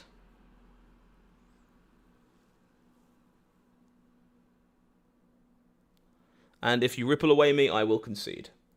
So like set-specific warmongers, you don't think commons and rares could ever get that treatment? I think the commons and rares could get the treatment. I think they're best served for event promos. I think holding on to them for, you know, stuff like the Snatch, where it was the Type A promo, the Pummel being the side event promo, I would rather hold on to generic commons and rares for that, especially like Silver Age events, and I would rather have CNCs and E-Strikes and tunics and stuff that are set-specific artwork. I think it's the way I would prefer to do it. Personally. So triple Malefic trigger, and if you ripple away me, I will literally kick the door in. Speaking of legendaries, I'm pretty sure the last 2 are Brute and an expansion slot. Well, I can't comment on those, because I know something about those. I don't think so. I think ripple away is too much of an important safety valve for decks like this one. Double Gloomblade. Sadly, a resource shy of doing it all this turn, but that's okay. I was going to hold this Pull from Beyond because I might have drawn a Revel, but I'm not going to draw a Revel because I've banished them both. Yeah. Opponent would like to enable chat. What would you like to talk to me about, friend? Go again? Yeah, from my hero. From my hero smile. Did I pay the cost? I did not. I have hero text. Ripple away is very free, I agree.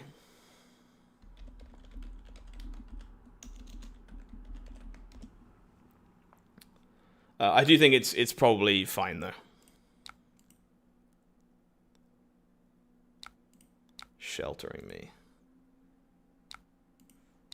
Yeah, I don't expect Chain to get benched this season, but it wouldn't surprise me if he gets benched next season. Red pull hitting blues. It makes me just want to wish I was playing blue pull every time. I'm going to go looking for a red. That counts. I am taking a decent bit of damage here, though. I think I have to send this one. I do not think it's fine, says the Vincent player. Yes, understandable. Grass green, sky blue. More at 5.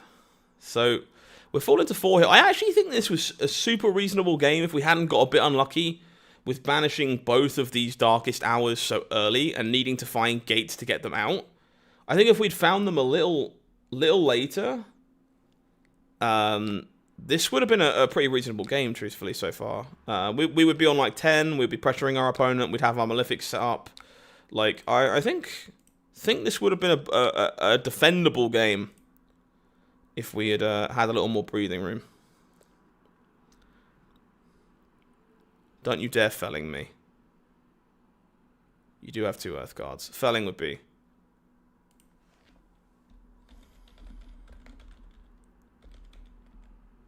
Felling would be really bad.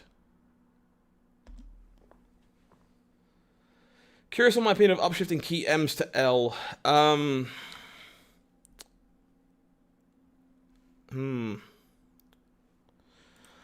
I have a mixture of opinions on that.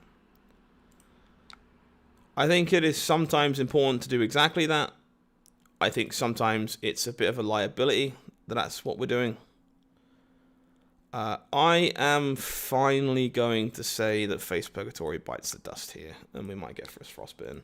That's a difficult question, truthfully. I think there is a reason to reprint higher, depending on the amount you want to enter circulation, so you can reprint again later. I think there's some worries about crashing the economy of the game. There's obviously an inclination to make sure cards are worth something from people like James. Do I wish that at this point we just slapped CNC into every Armory deck? Yeah, kind of. But also, it's not my money at stake, and it's not my... I'm not the one who will catch the wrath of the community if we do that for the people that believe that's supposed to be a good thing. Yeah, I think there's a clean way to do it. I think it needs to be done to some extent. I'm not sure I like how much we've done it in the past.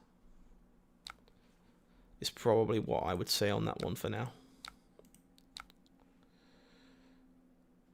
Hey, cards should have downsides. I mean, they can just be unimpressive cards too. Like, no one is happy to have Ripple Away in their deck except for the exact scenario when it's insane. Yeah, Felling of the Crown is unfortunately a good example of what happens. So we pitch the Grasp here.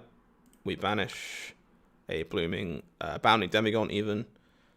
We then go send this from our hand, trigger the Malefics. And now this is the kind of spot where with 25 cards left in deck, I am probably just staying in Usurper form if I don't kill myself. That is a lot of damage. Kolyu. Yeah, as I say, Dot, I think it's a pretty nuanced issue. I don't know, Rose. I've been pretty unhappy to have Ripple in my deck sometimes. I'll be upfront about it. The floor is high. Don't get me wrong. The floor is high. It's the kind of card that definitely impacts future design space. I'm not going to pretend that it doesn't. But at the same time, I do think there is a time and a place for cards like that. Because, let's be honest, decks like Viserai would be very, very out of control if we didn't have things like Ripple. We didn't have things like Circlet. Like, these are cards that pressure check the stuff that's bending the rules. Yeah, I'm not sure Ripple will be in Malice when her kit is fully fleshed out.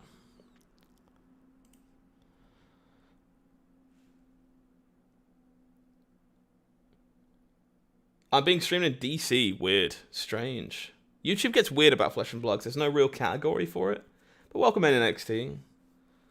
Thanks for hanging for a bit. We're just having a nice chill stream tonight. We're trying out some unreleased cards and talking about the future. So it's a very chill, mellow kind of vibe. But if you're enjoying that, then welcome in. El Shaddai Window would like you to know they've never played Yu-Gi-Oh before. I'm not quite sure they're telling the truth. So we're staying in Usurper mode here, and we're going to be going to 1 and need to get a chunk of blood out of our Banish Zone.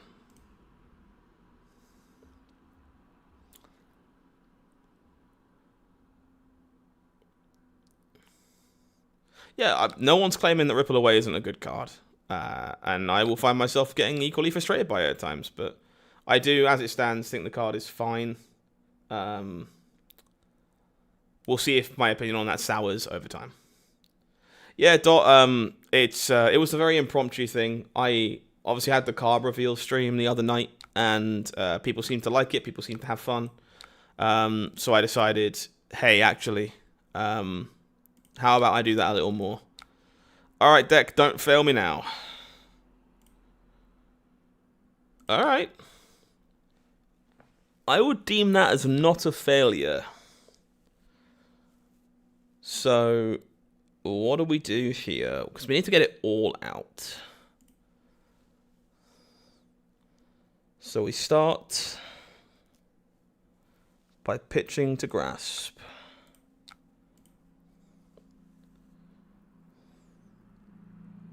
I'm glad you enjoyed the vibes. Oh, you're right, Laura. My bad. I should have closed the chain. Captain Crunch as well. You are right. Unsurprisingly, streaming is hard. Streaming is hard. Brain hard. Multitasking hard. So we need the one resource, right, for this. Can I pitch to grass? Maybe I can't. Yeah, we have the creepers this turn. The question is how.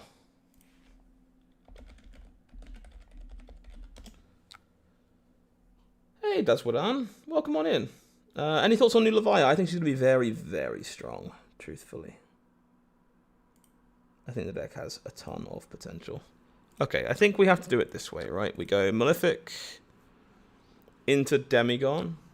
Yeah, unsurprisingly, I'm not used to playing Fab while streaming, and multitasking is proving to be the big hard on my big brains. But as long as y'all are enjoying the show, that's the important thing.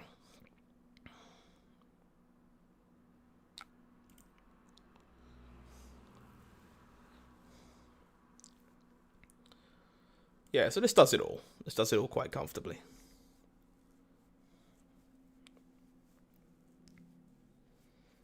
If we win this game, it's going to be a testament to what this deck can do, by the way, because our start was rough, and these sat here killing us forever. And I certainly didn't play perfectly either. But these creepers have been sitting here waiting to do their thing, and now is the time for them to do their thing. So...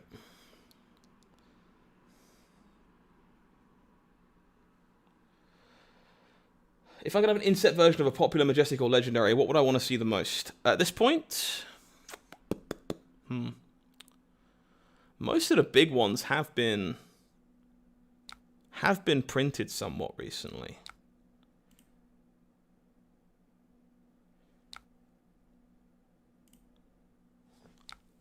I'll give that a thought. Bear with me a second while I make sure I don't balls this turn up.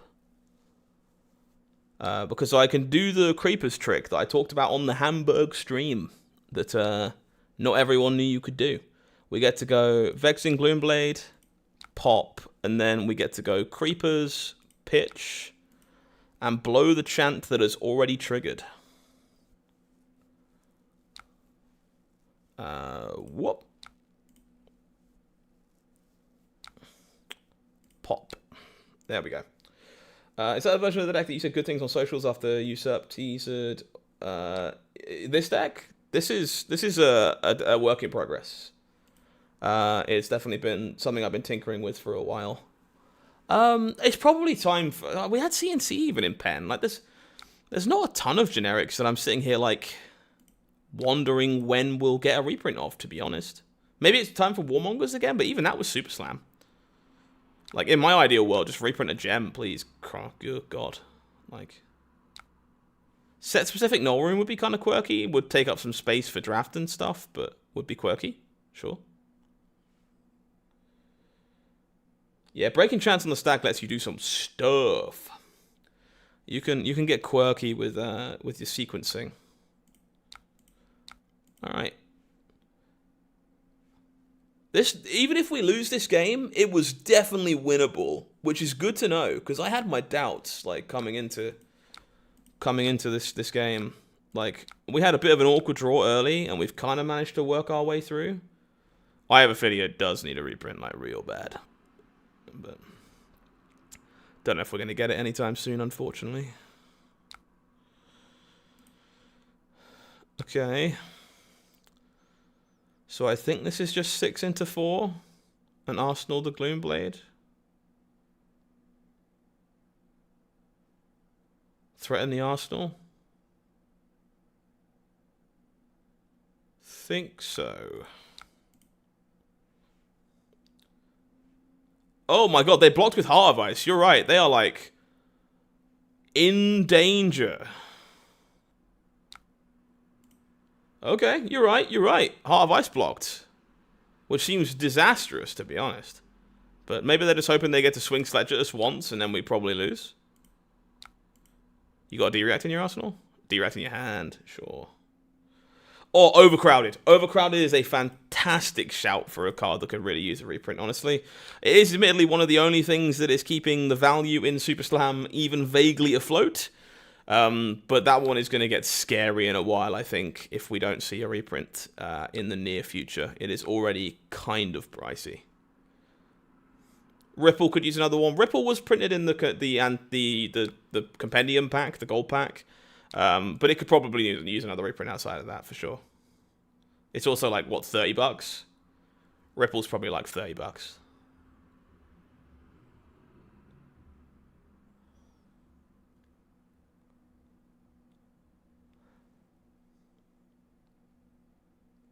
Stop trying to ban Ripple. Stop it, you. Stop it, you.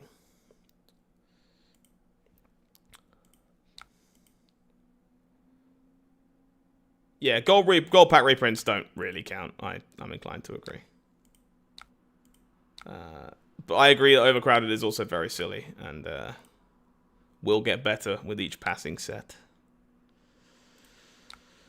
Alright, we're just staying in Usurper mode now, and we'll hopefully just cream our opponent in terms of raw numbers.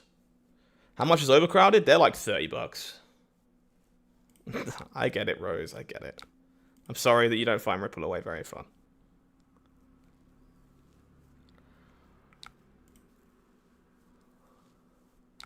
Like, this is the beauty of our endgame, by the way. It's just like, we just have very reasonable endgame.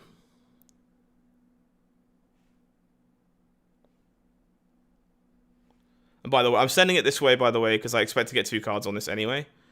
I would rather send 4 on this afterwards and park the open the gate.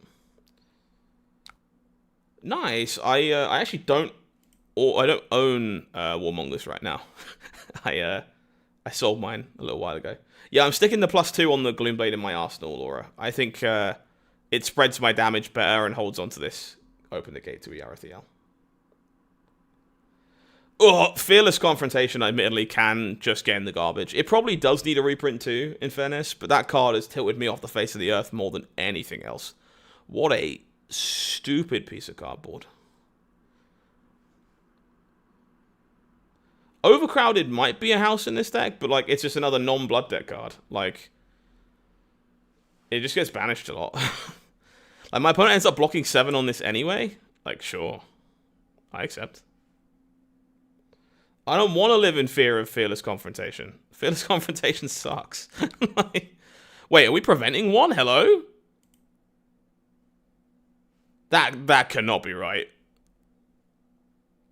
What are we doing? Oh, against my deck. Yeah, of course, of course. What is this? Someone explain this decision to me. I think I'm just sending this now, because I want the Rune Chant to push the damage. Yeah, sure. This shelter seems suspect. I am not a believer in discarding that. Give me another card so you can't sledge me. That's all I want. But Fearless is just a silly 3 for 5. I'm a silly 3 for 5 you in a minute. You've been warned.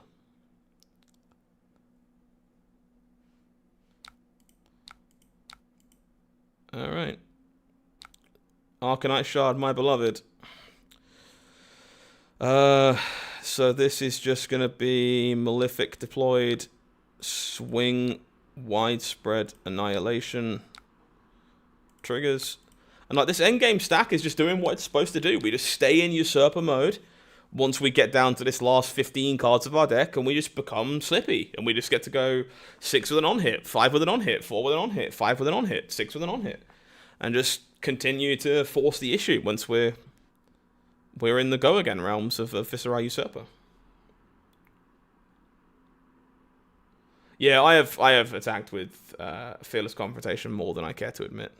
I've attacked with it on a leyline turn, which is not my favourite thing to do.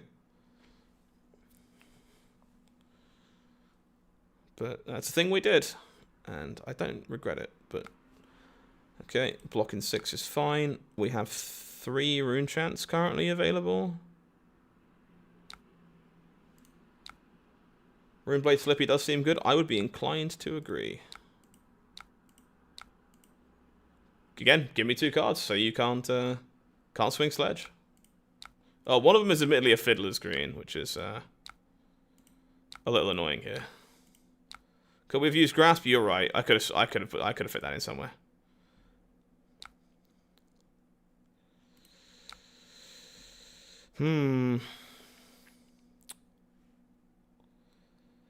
Yep. You are correct, chat. Grasp into Annihilation was better.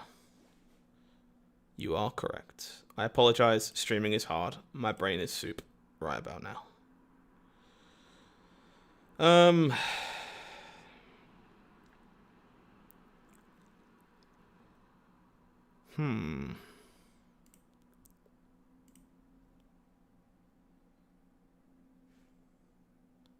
Are we usurping? We can't, right? This is 13. We might park it in the arsenal, though. That's genuinely the question.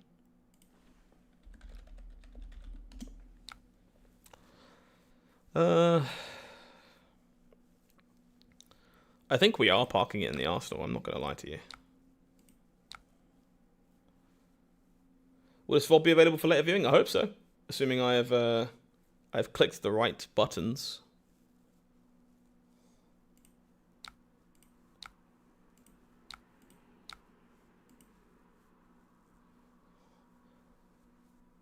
Yeah, that's the plan. Just gonna Arsenal this usurp, and then hopefully we get it out at some point.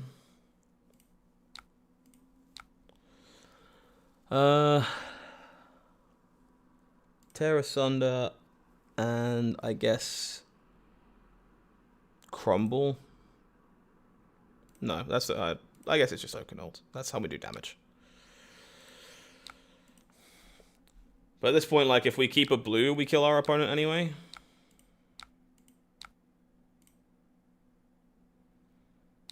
Mangle? Sure. We're safe from Mangle.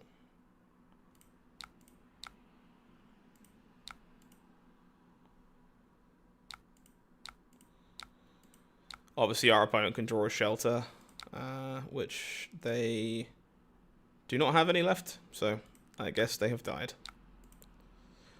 I can't believe we won this game. Look at that. I made some mistakes in there too. Some poor sequencing on my part from talking to chat in the process. Fruits. Okay. Did not win this game. Not yet. I did make some poor sequencing choices. But the fact we're even in this like we are is mental. Frankly. I thought we were out of sigils, but we're not. We have one left because we know there's one in the stack. One got pitched. Fruits does the job too. They're good. Deck's doing some stuff. They're out of shelters. Out of shelters.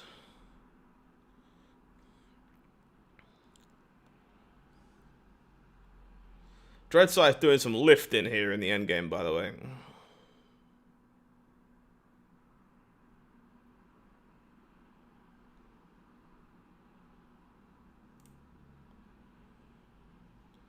By the way, if this Usurp the Shadow Throne hit, we would deal 9 extra damage. Which is kind of heinous. You're blowing up my Grasp. I mean, that's fine, because I have Dreadscythe. Oh, you didn't fuse it? You just gave me a Frostbite? That makes more sense. I was confused. You should just swing Hammer, though. Hammer is definitely the correct thing to do there. Demibound wins the game. I mean, I think we win the game in general, right? To be completely honest. Like, we just pitch... Oh,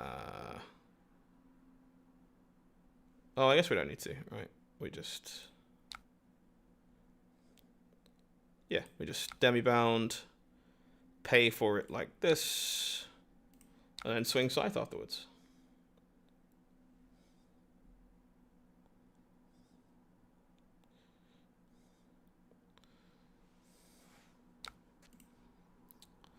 Like, our endgame plan for the fatigue matchups, or like the grinding matchups, actually worked here.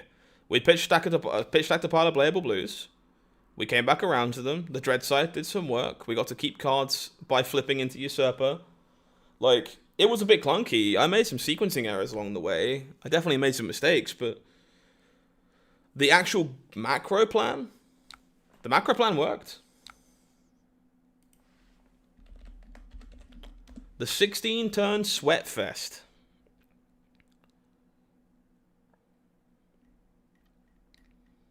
All right.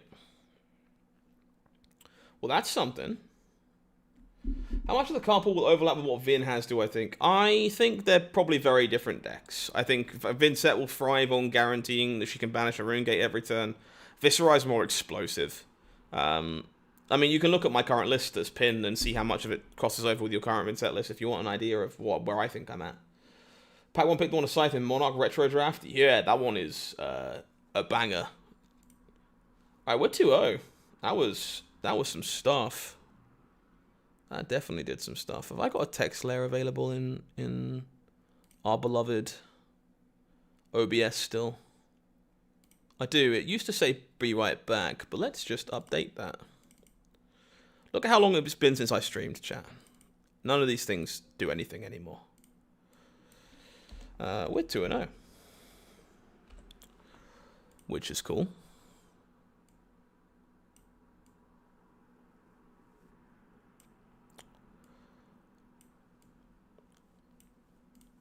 Yay, text layer. No worries, Lewis. Happy to help. Viserai's Chain Light, Vincent is consistent Shadow Runeblade. I would think so. Be right, 2-0. You get it. You understand. You get it. Alright, shall we take a third one? That was a real interesting learning game. I think I'm going to go back and watch that one at some point. Malice. Okay. I'm going to go back and watch that one at some point and see how I feel about it. We definitely made some mistakes, but I learned some things, which is important. I don't think I want Dread Scythe into Malice. I probably do want Invert Existence, though. Probably.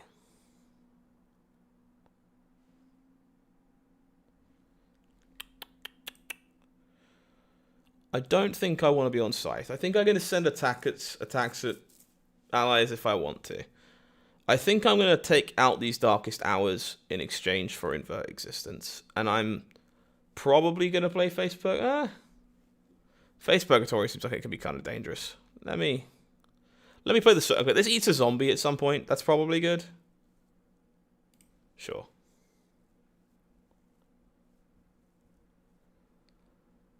Yeah, Dave, we almost got there. Almost. And we would have done, to be fair. If our opponent gives us their hand again, we just get to usurp and kill them. That was our next turn, so we definitely had the ability to do it in the end game, which is nice. The Tunic was just sitting there ready to go.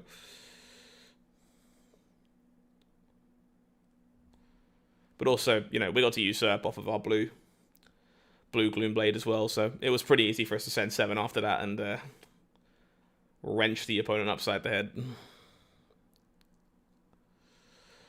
Alright, Malice, show me what you got with your existing card pool. I don't know how this matchup plays. I don't know what's happening. Yeah, I'm excited to see what our opponent has cooked up. They got Carrion Crown, Rocking Undead Grasp, AB1 on the Skull Toes. Hey, that's my spoiler card. You give that back.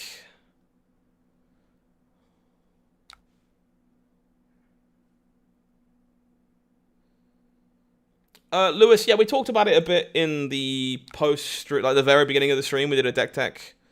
I think the book is too strong.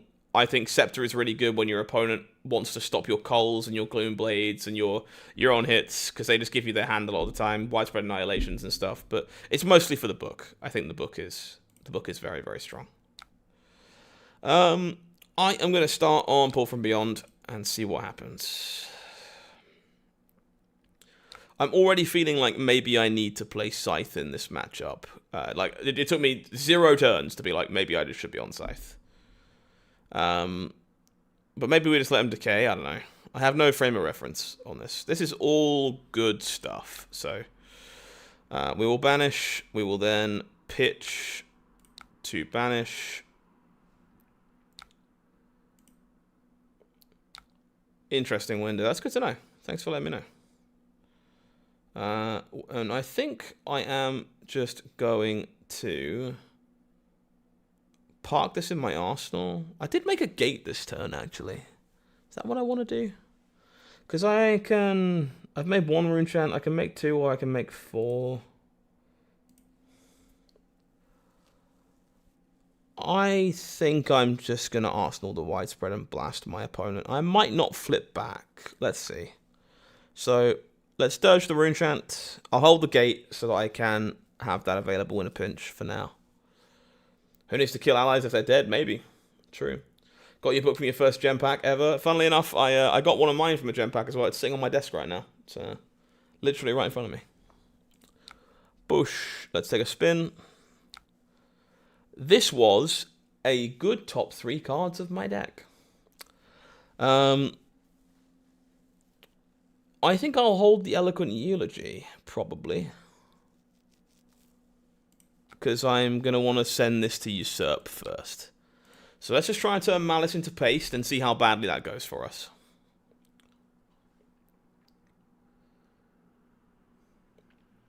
But people are cooking up some stuff on Malice, I'll give them that. I'm not sure it's good. I would probably wait. There are a lot of cards coming. But I'm sitting here testing Viserai, so, you know, I shouldn't judge anybody. Yep, yeah, that's fair. The Corpse is the commander is fair enough. I will keep that in mind. As I say, this is my first game into Malice, so I'm not going to pretend I have a great frame of reference as to what I should or shouldn't be doing.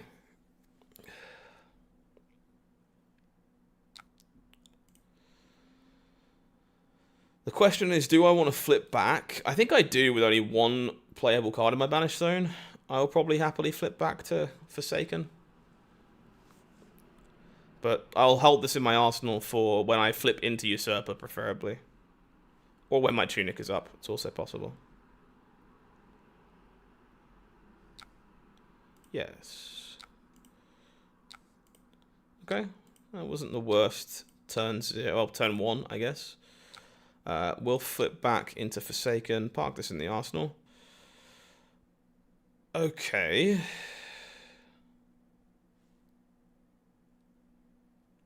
Nothing of value can be cooked or burnt. Yeah, understood. Thank you for the heads up. Forsaken Strike. Yes, yes, yes. How do I plan to clear their charm? Slowly. You send 2 attacks here a lot of the time, unfortunately. Dread Scythe helps, but yeah. So we're picking the go again mode on this by discarding Cleric. So do I want to Creepers this turn? Probably not. I think this is just a small turn. So I'm going to block with Widespread Destruction. Do you think you'll ever look at building with 7 Sin Nebula? I've tried it, honestly, a little bit already, and I'm just concerned about how often it's unable to swing from the Banished Zone. But will I try it again with the full card pool? Absolutely. I try my best to test everything at some point. Do you think Malice you want him to establish a few allies and kill them together so she has to deal with the Blood Debt? Maybe. Maybe that's the line. F Strike, Z Strike. Everyone's got different names for this strike right now. This having go again is nice. Okay, opponent's doing some stuff. I'll give him that.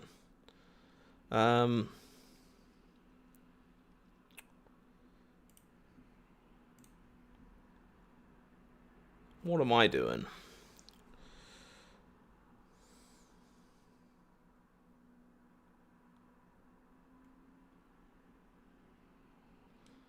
I think I'm taking this for sure, and then I gotta think on the second one again, because I can just hold this Eulogy. I can just spend 2 cards to get this out of my arsenal and park Rebel, which is actually kind of appealing too.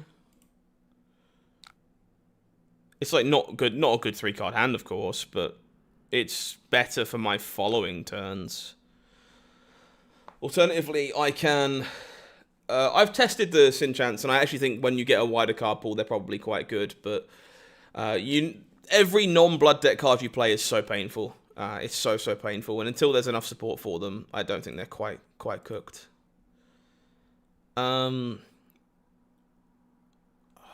I think I'm just committing to getting this out here, honestly. This isn't super threatening. It's not an insane on here. It's a head jab. It's not a good turn, don't get me wrong. I'm not happy about it. It was not what we were hoping to draw, but I think I'm supposed to park this Revel for my flip turn find a way to make a rune chant because I have Grasp and Grimoire available, and then just fire the cannon is the hope. So my spoiler card will punch me in the face. I'll fall to 32. Don't know why I'm in commentary mode, but apparently I am.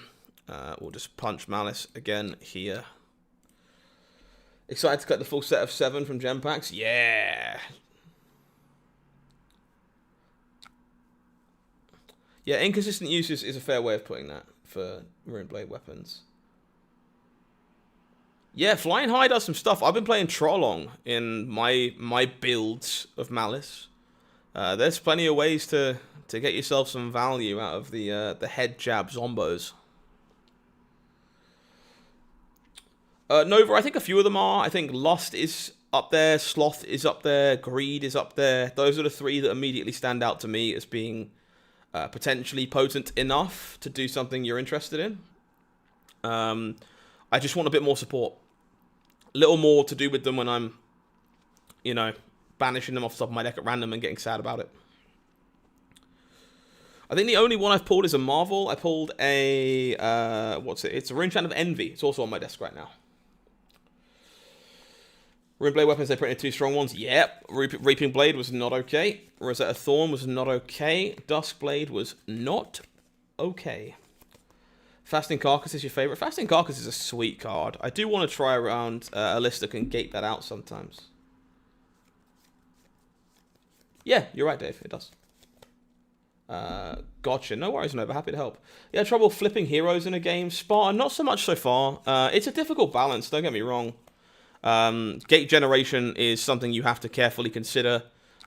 Choosing when you do and don't flip back takes a bit of practice, I'm finding so far, but I've not been stuck in a form for more than like a turn, and or at least not by choice. Like I've had games where I've wanted to be stuck and stayed in Usurper, for example. Yeah, I got some extended ones too. I'm a Trollong enjoyer. Was Starfall okay? Starfall was okay, I think. Yeah, Scepter is fine. Scepter does some cool stuff, and it's totally fine as a card, in my opinion. No Rune Chant generator here is a bit painful, honestly.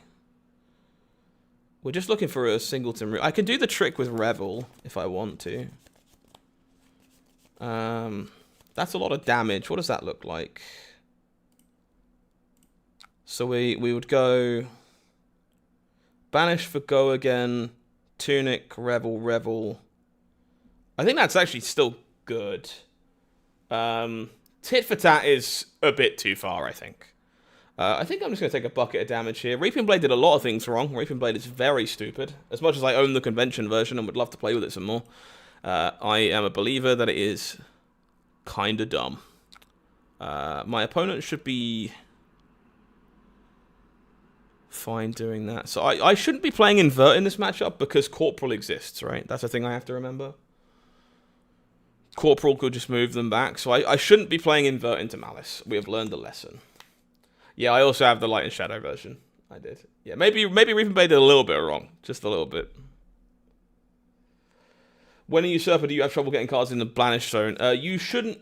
Your goal with Viserai is to be rhythmic. You want to spend your time in Forsaken to dump a ton of stuff into your Banish zone, flip to Usurper, get it all out, and then, or at least most of it out, and then flip back into Forsaken and do it again.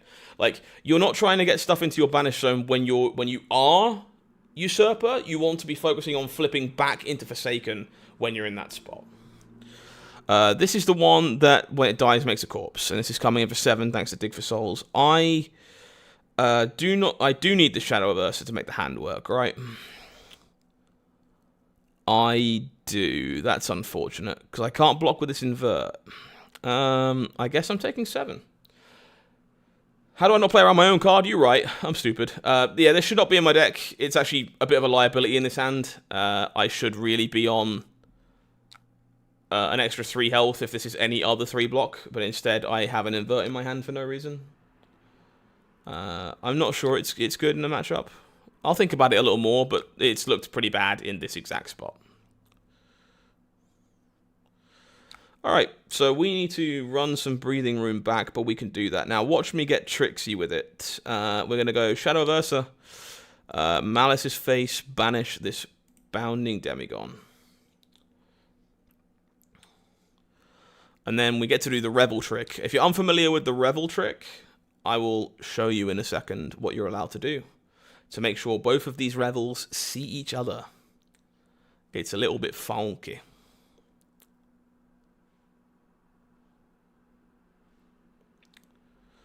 I will probably pitch this to Grasp to draw a card before I fire, but maybe if I hit the Vexing Gloomblade, I'll be happy I have a blue, so maybe I won't. That's a tough choice, actually. Maybe I pitch this instead of using my Tunic. Yeah, I'll do that. Malice shouldn't have taken Blood Debt there. I think you have to stack the triggers in the right order, right? Oh, this is beginning. You're right. They should not have done. Yeah, you're 100% right, Dot. They should be on 1 more health as well. You are correct. Rebels of Chocolate, that's true. Rebels of Chocolate is not my favorite either. So what you do, chat, is you close the chain. You play your Revel. You respond to your Revel with a Spellbound Creepers activation. And you play the second Revel. At that point, they see each other. Hey, Delph, how are you? Yeah, we only banished 1 from Revel, which is fine. We have 2 action points here, though, because we're goated with the source. So I'm going to leave this Gloomblade in my banish zone, and I'm going to smack my opponent in the face. Yes, the ally did die to dig for souls. It was the one that put a corpse in the banish zone. That one did die to dig for souls.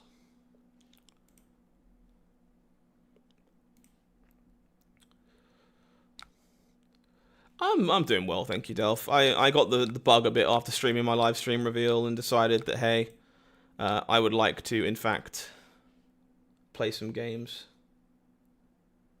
Yeah, it's a big old bucket of rune chance. Big old chunk of damage.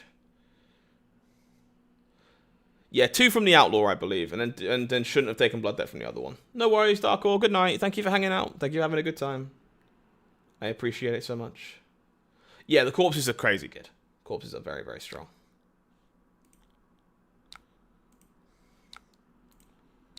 And then we get to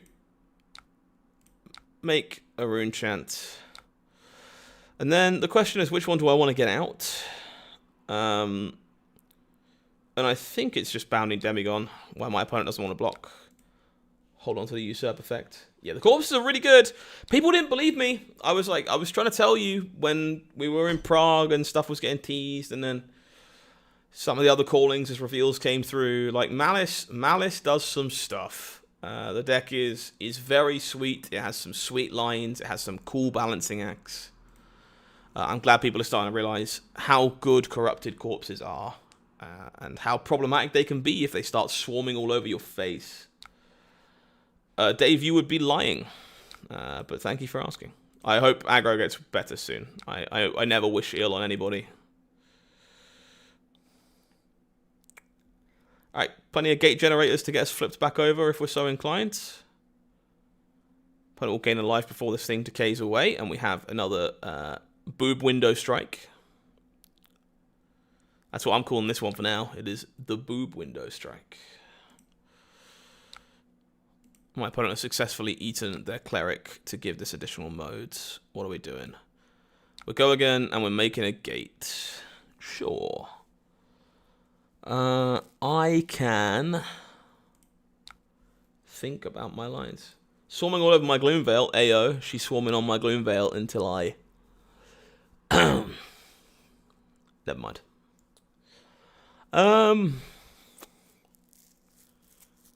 Interesting. We have some options here. Tunic up makes this turn a bit smoother.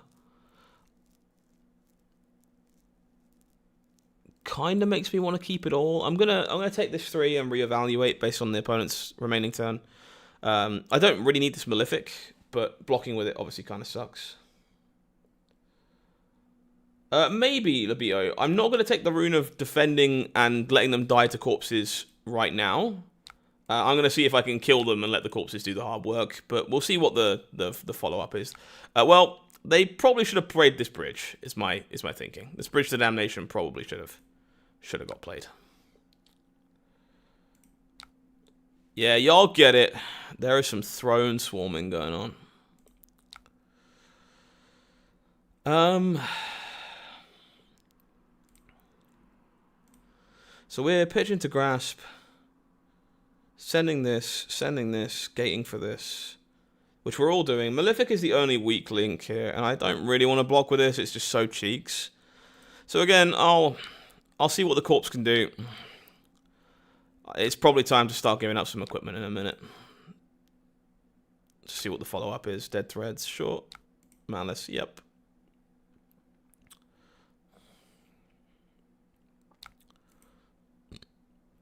Play out a carcass. Okay. So this is 3 without with an action point remaining. Interesting. Well, this one we need to block because we don't want to.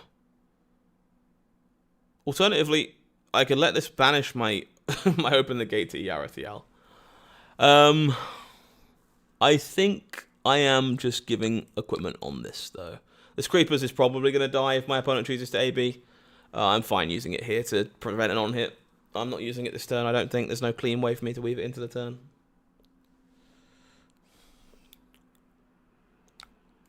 Yarp. Bump.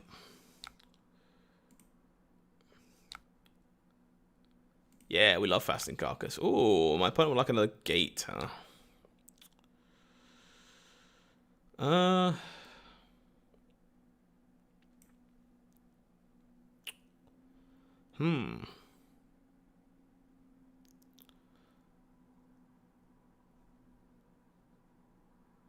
This is not optional, unfortunately. Thanks, LeBon. I appreciate it. Enjoy some CC.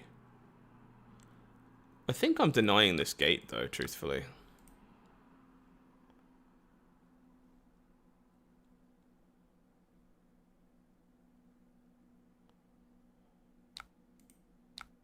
I sadly cannot decline on this, or I would, because I would just let my opponent take 3 damage instead of 2. But that's fine. We're learning about what Circlet is good for. I see. Nicknames changed, indeed. Welcome back, Portugueser. Okay, so we go pitch to grasp, Vomp. We go Gloomblade. Does this go at the corrupted corpse? It's coming in for 3. It almost certainly does. Yeah, blocking with Malefic makes me sad too. Yeah, we'll see, Window. I don't know. I think gate generation is quite potent in Malice, but it very much depends, I think. Vomp, this will go upstairs. We will banish this, make a gate.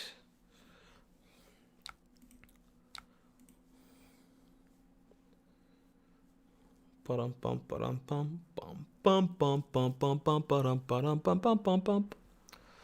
is unfortunately just the inside of my head at all hours, I'm afraid. You're now a victim to that. I definitely think we should have started Scythe in this matchup, though. It's maybe a little bit of a results-orientated thinking, but we haven't had a need for the book. We've been able to flip back and forth without the book. And having the Scythe to punch a corpse early, or even punch the Corporal in the early game might have been nice. Something I want to think about, at least. Book didn't come up this game, which is fine. Maybe it will come up in other games, but it didn't come up in this one.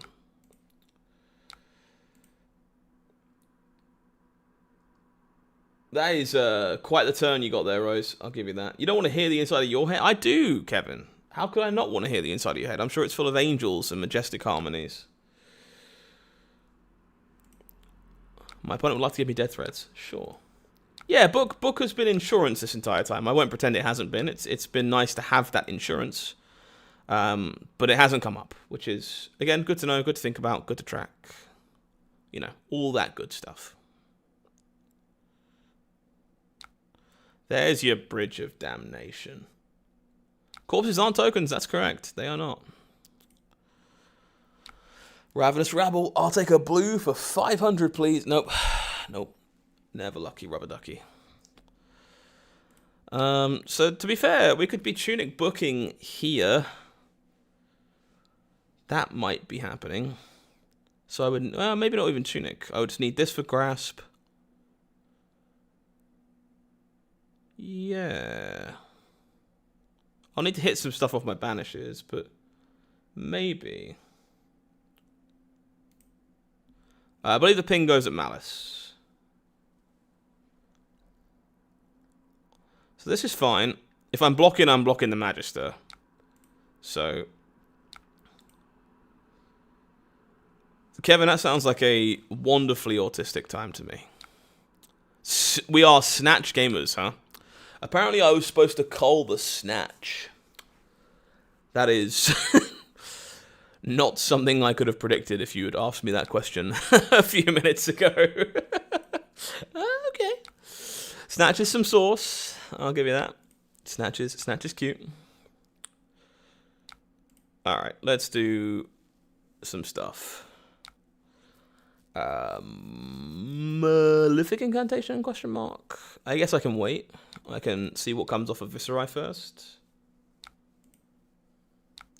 That is not a hit, chat room. Not a hit. Okay, well, Malefic. Open the gate. Opponent's face.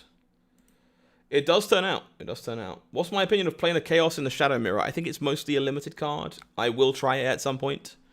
I'm not currently a believer. Is that a Phantom Wraith? Oh, hello. My turn went from being okay to good.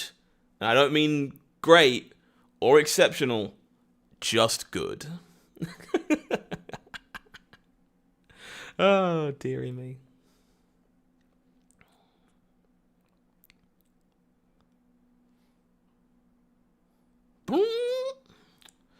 We love Blue Phantom Wraith, chat. It's so good.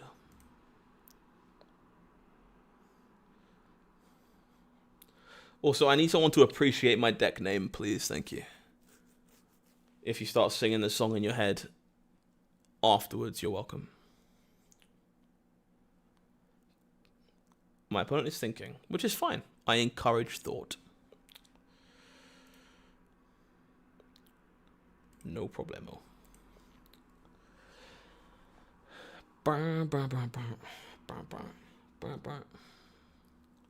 How's everyone doing, folks? Thank you, everyone, for hanging out on a nice chill evening. Hopefully you're enjoying some Viserai gameplay with me while we figure things out in a roundabout way.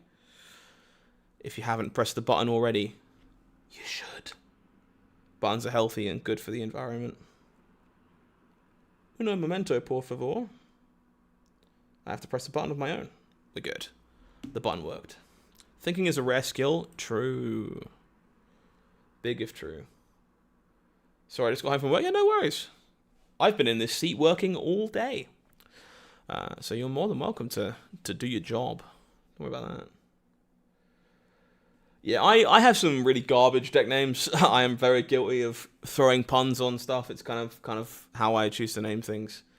They make me smile. That's the important thing. We can go through my deck list names at some point if people are actually interested.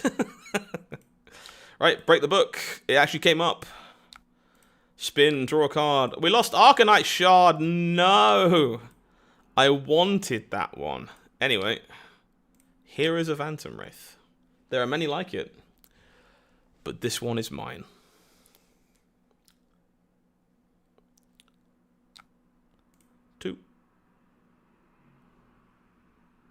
You wonder if Malice will get her own version of Chum. From a purely selfish perspective, God, I hope not.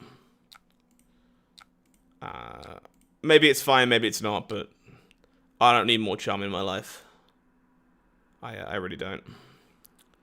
Back we flip to the Forsaken. Magister will swing. We probably need to do something about this, but we can do something about this pretty cleanly.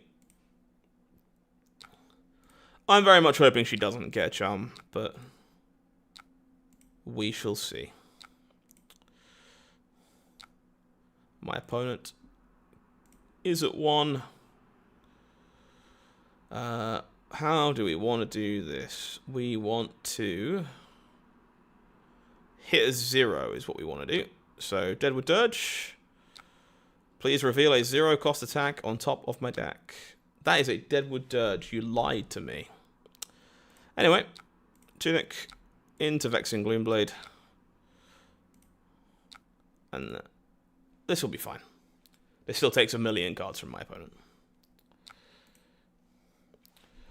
Not every Necromancer will get a chop. Yeah, for sure. She definitely leans more aggressive than defensive. So it wouldn't shock me if Chum is not in the wheelhouse. My opponent may have died. Good game, friend. Good game. Very cool. Alright, we're doing some stuff. We're learning some things. That's now 3-0 on the night. That first game we played was definitely the testament. But I think more than anything, that Jarl game really impressed me. I played like shit, but the fact we were in there doing the stuff that we expected was pretty great. Good game, Ash. Yeah, you definitely working with half a package. Definitely working with half a package. But assuming that was you, thank you for the game. I appreciate it very much. It was a lot of fun. All right, probably one more for tonight, and then I will need to get some sleep because I have work in the morning. Let's see if we can end on a nice, clean 4-0 with a bit of luck. That'd be nice. That'd be quirky. Decklist has felt reasonable. There's definitely some flaws. Definitely some kinks to work out. Not sold on Darkest Hour yet. But we're doing powerful stuff. And we're getting rewarded for our sequencing, which is reassuring. That makes me feel like maybe we're getting somewhere. Olympia! Yeah. You weren't in a position to actually play the Warmongers? 100%. 100%. Thank you very much, Winder. Have a good night. My opponent has decided they're not interested in that noise. Fair enough. I'm sorry, Olympia. I have to talk to my opponents in my chat sometimes, and that means I take time to sideboard. It requires more than 7 seconds to do stuff. Alright, chat room, I have a question for you. As we talked about a bit earlier, I'm about to enter my vlogger arc. Another Malice game, sure.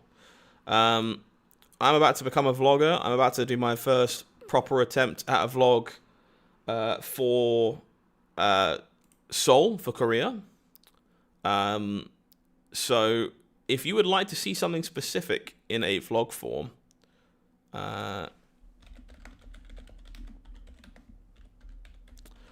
what kind of content do you want to see? Is there something you want to see included? Is there something you think is missing? Like, let me know.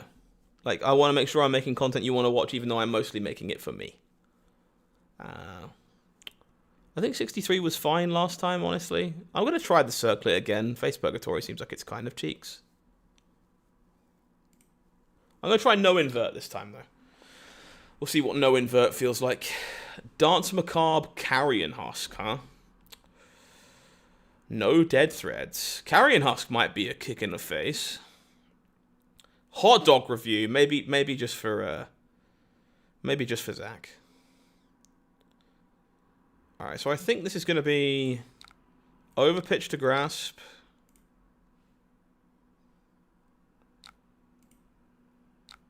Hit Seeds. Okay. This is AB1, so we don't want a Scepter. We'll just Funeral Moon. Behind the scenes look will be nice. Yeah, I'll be doing ooh, Cull. I'll be doing some behind the scenes stuff that I legally can. You have to remember a lot of how the LSS stream works is actually a closely guarded secret and cannot be shared publicly. They've spent a lot of money on making that production work. My opponent has made 2 gates. That's kind of sick. So there'll be a lot of things that, technologically, I cannot show you. I just legally cannot. But in terms of my preparation, Like, you know, what goes into me casting a world premiere, what goes into traveling, what it looks like on the day, how quickly I have to run to the bathroom, you know, stopping to meet fans and stuff. Like, actual behind the scenes to my life, I can do a lot of that. Yeah, neuron activation on Carl is very true. Is definitely how that feels. Interesting. So your hand kind of sucks. The problem is, I kind of want to keep this hand. But it also doesn't do anything.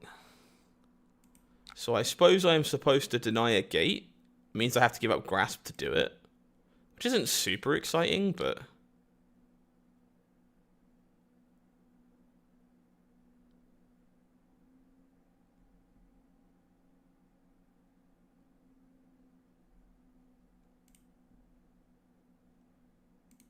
Sure. I think I'm fine with this. And then the question is, am I IPing this shard? Yeah, for sure. I'm glad you think so, Laura. I'll do my best with that kind of stuff. I think that's what I have to offer to people, ultimately.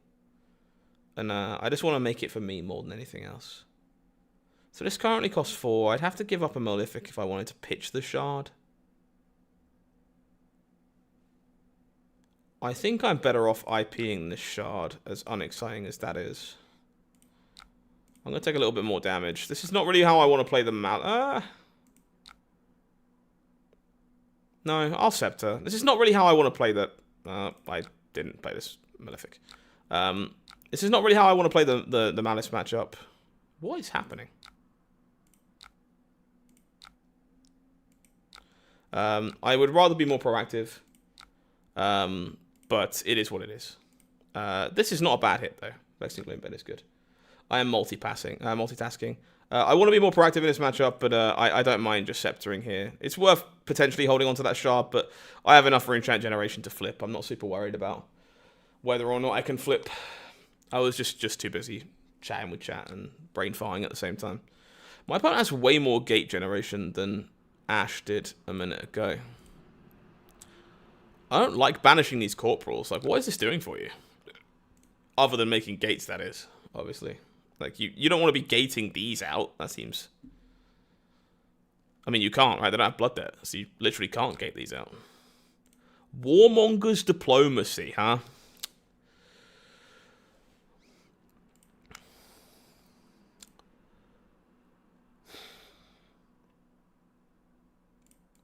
Well... That's a bit cheeks. This turn was literally unholy. And now it is not. God, this turn absolutely ripped. Like, this did some heinous nonsense. Yeah, I know you can't gate them, sorry. Though I corrected myself afterwards if I misspoke.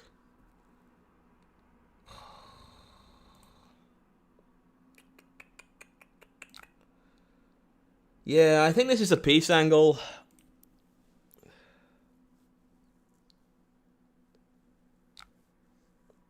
Hey, Fronian, how are you? Hopefully all is well. This is going to be... I don't want to flip is the problem. So this needs to be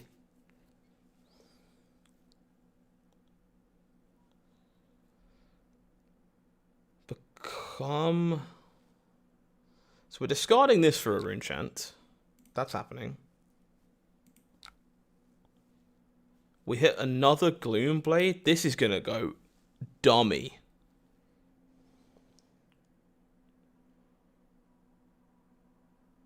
Holy. Okay. So I'm going to play this Seeds because I don't think it's worth taking a Blood Debt for here. As unexciting as that is. We're going to go play Funeral Moon, make a Rune Chant, banish again. Okay. My opponent really needs to interact with us, or I am about to explode their face.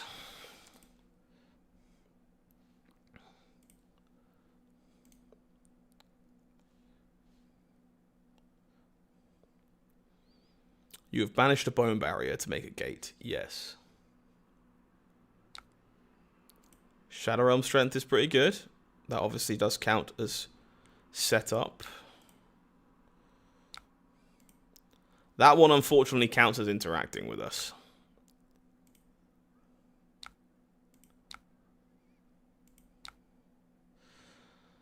I might just turn this corporal face down.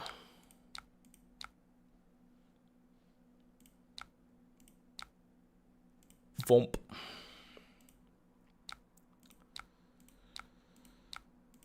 All right. Time to fire the cannon, as they say. So, we'll go Gloomblade, upstairs, pitch, trigger. Yes, Malice does get around peace with the weapon. It's part of why Warmongers is so good in Malice. The weapon gets to cheat.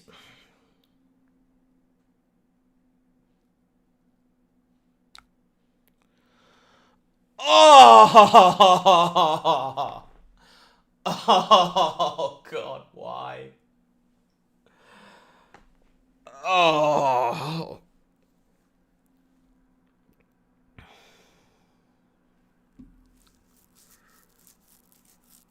No 7 Sin Nebula for me right now, no.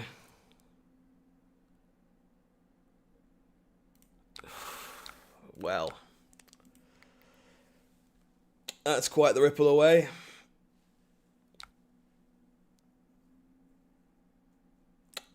That's a shame. Okay, that's fine. We can recover. We just have to think about how we're doing it.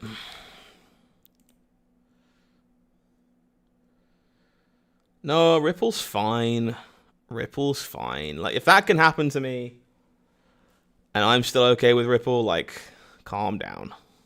It's okay. It's sad. It brings me pain. But it's okay.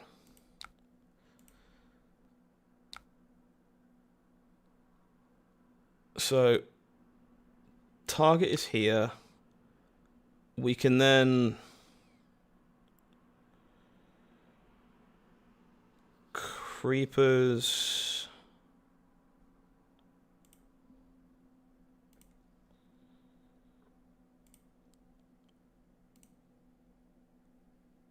Yeah, creepers. Activation.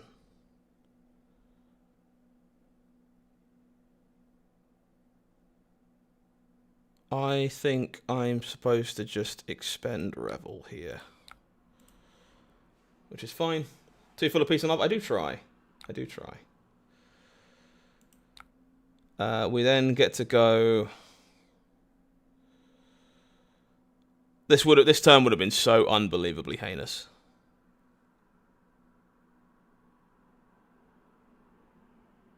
That's not what I was supposed to do, sorry. I am supposed to... Dirge. That's what I'm supposed to do. I'm supposed to eat a Malefic here. Obviously, it doesn't get me all the stuff I want, but I need a rune chant to usurp. That's what I need. So now I can just go...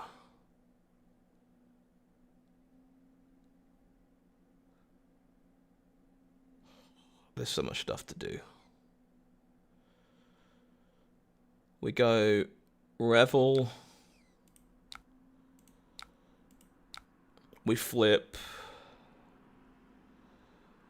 And then we go Culling Song. This turn would have been so unbelievably insane if my opponent hadn't rippled us. Would I stream some Malice gameplay? Probably. If people are enjoying the streams, then like, yeah, sure. I don't see why not. Like, this turn would have been Just the definition of unholy. If we had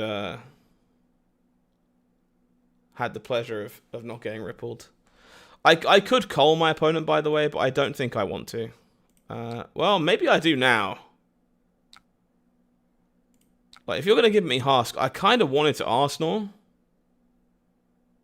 But if you're going to give me Husk, I think I just cull you. Like, get out of here. Let your guy decay a bit. I'll take some blood debt.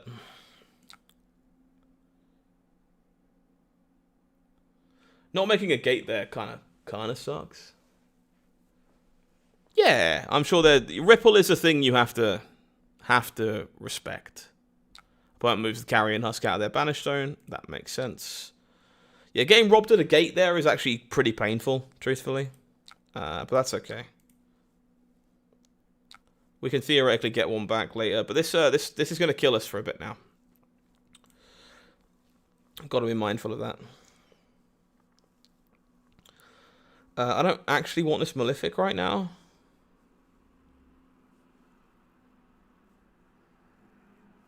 I do think I'm going to keep it over the other two, though. So we'll pitch these away.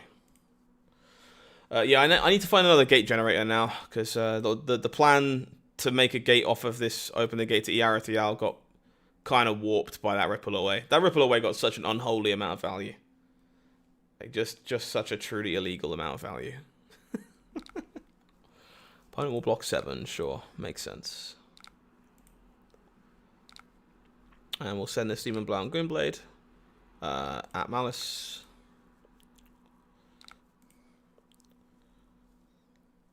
Cool. I'll take a gate generator for 500, please. My opponent's equipment is gone. I can be slightly slower. No gate generation. Unfortunate. Plays a Corporal, comes in attacking. There is a Magister up here as well. Sure, this is just me blocking with Widespread Destruction and playing a small, efficient hand.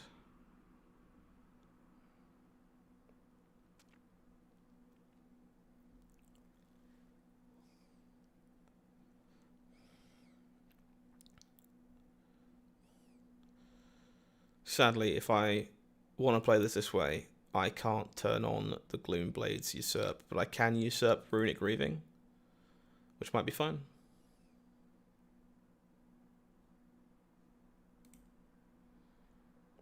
Talishar seems to be a little stuck. So that's fine. I'll just continue the pressure now that my opponent's put a corpse in the Banished Zone. So let's go Malefic. We'll send this as a thing.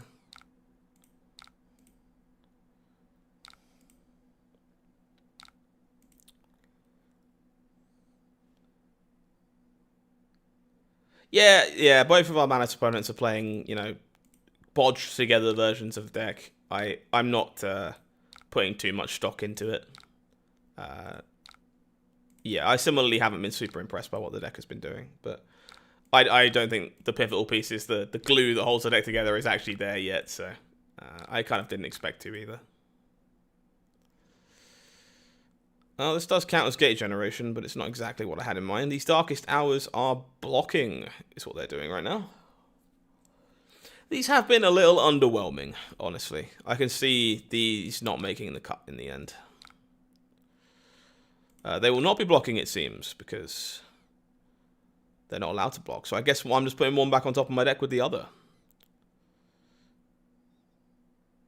Sure. Yeet.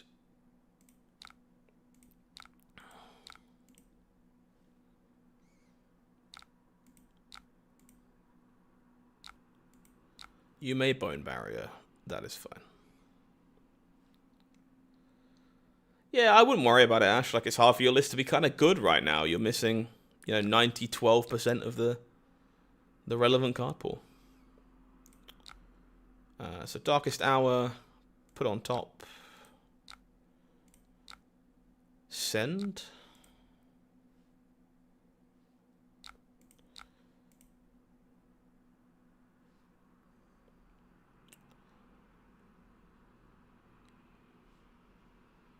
Opponent has realised this is coming in for 8.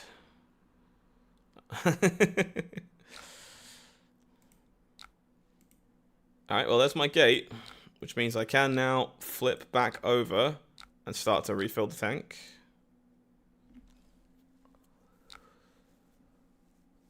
Attacking, well, activating a corporal, sorry, moving the corpse over, the magister over, not the corpse even. Sure. No, you played fine. You made me think at least, which is a step in the right direction. Couldn't agree more. I appreciate the game. It was nice. I had fun. Kind of have to punch this one. This one's a bit dangerous.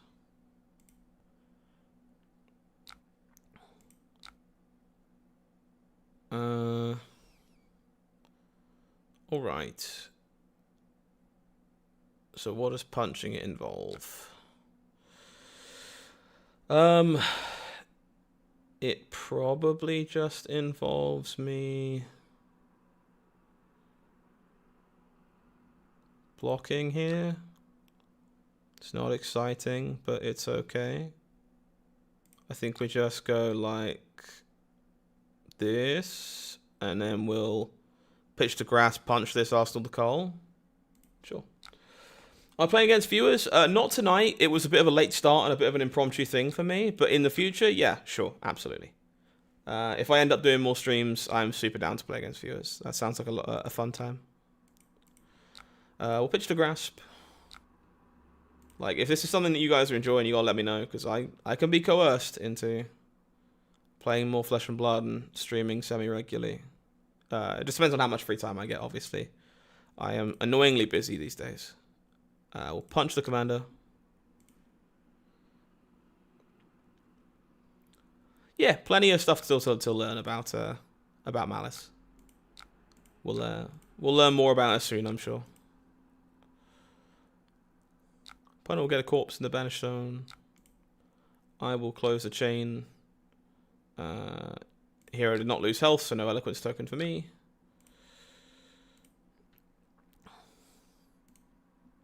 Opponent will get their gate on. Okay.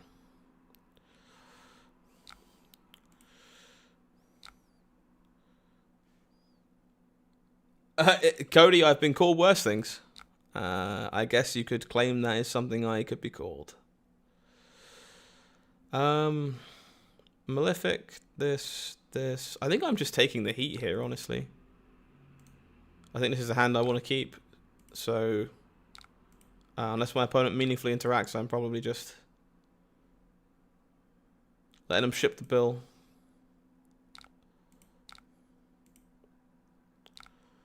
Starting to establish these corpses, which is a little scary. I think I'm gonna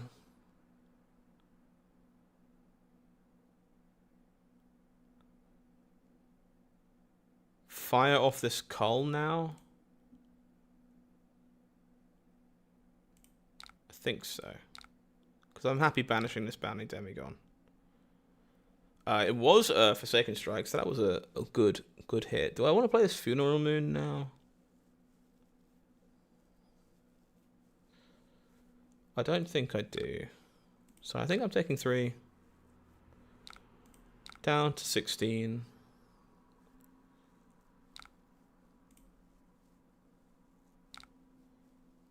We did have an action point, of course we did.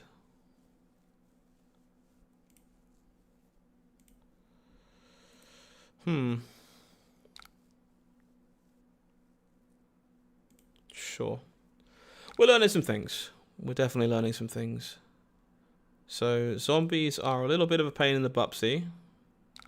We're going to have to punch some of them. So, pitch to grasp. Make a rune chant. Become the Shadow Lord is not the banish I was looking for. Early impressions of previous season pretty strong, honestly. All the decks feel like they're probably coming out of the gate pretty hot. They feel like they all have a decent amount of upside. A lot of potential. I'm excited. 1 gate for this corpse currently. Okay. So if we go...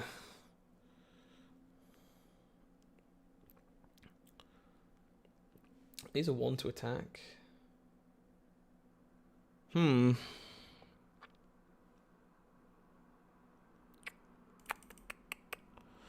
I think I kind of need to kill these, truthfully. So we're going to go out a corpse, trigger Malefic, see what we banish. Widespread destruction. Oh yeah, coming out of the gate hot was a very deliberate pun. I'm glad someone noticed. So they AB, we break the book. The book banishes another card. Unfortunately, banishes a Revel.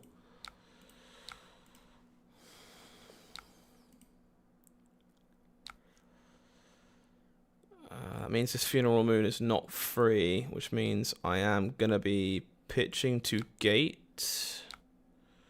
Grabbing, open the gate to Iara Thial.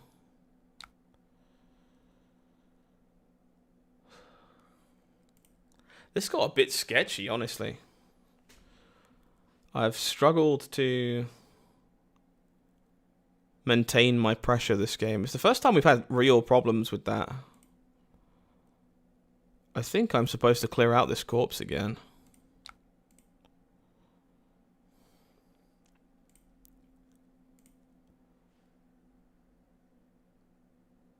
Yeah, we'll see, Cody. I'm not sure. I think Malice is a very, very different deck to Gravy. I think people need to stop comparing the two.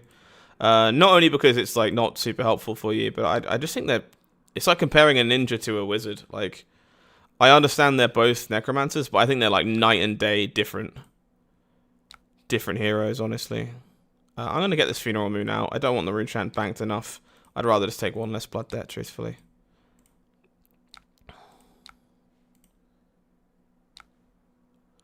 I am flipping back here, yeah.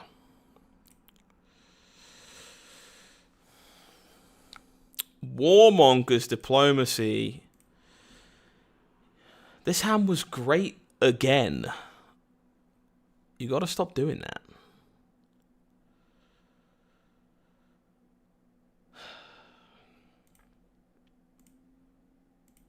Alright, well.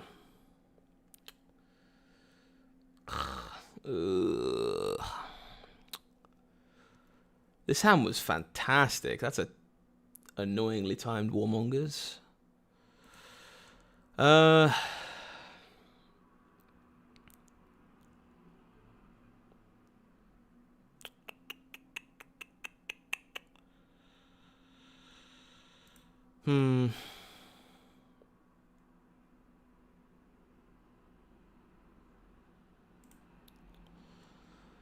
think this is a peace angle again, unfortunately.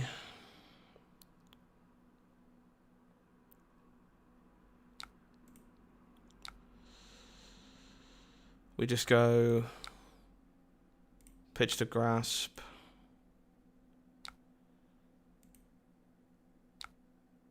Banish a Demigon. Pull from beyond. Oh.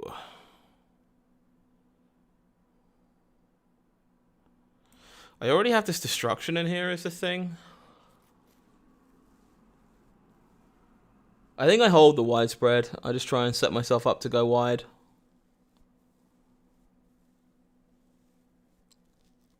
Huh. Am I getting both of these out? If I don't make a gate? Yeah, I think I am. Alright.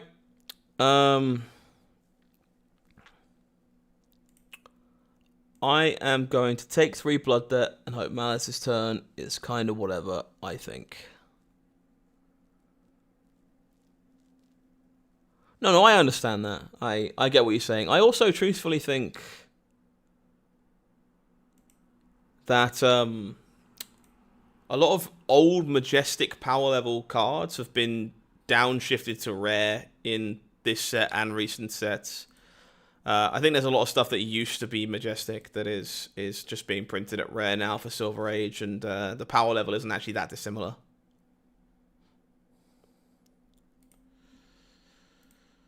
Alright, I was hoping for another blue there, honestly. This is not quite perfect, but let's see what we can do. Trade-in's a kind of sick one. Kind of sick with it. Play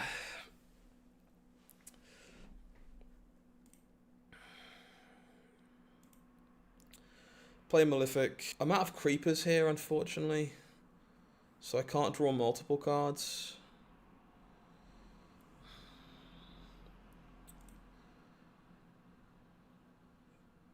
So we have to just take the corpse and see what the follow-up is. Because we're under peace. So if I get Warmongers again, it's like a fucking disaster, but... Malice activation? Sure. Yeah, Deep Recesses of Existence is a crazy-ass card. That thing is very strong.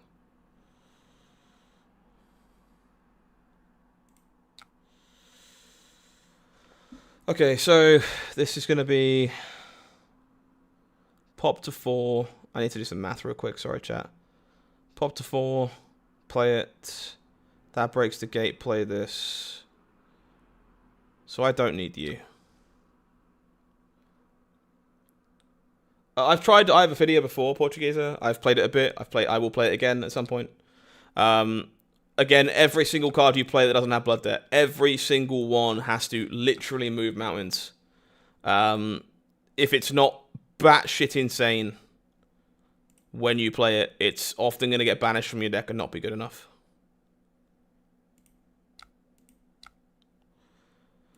Dirge. Please don't ripple me. We're good. Flip. Bosh. Crunch.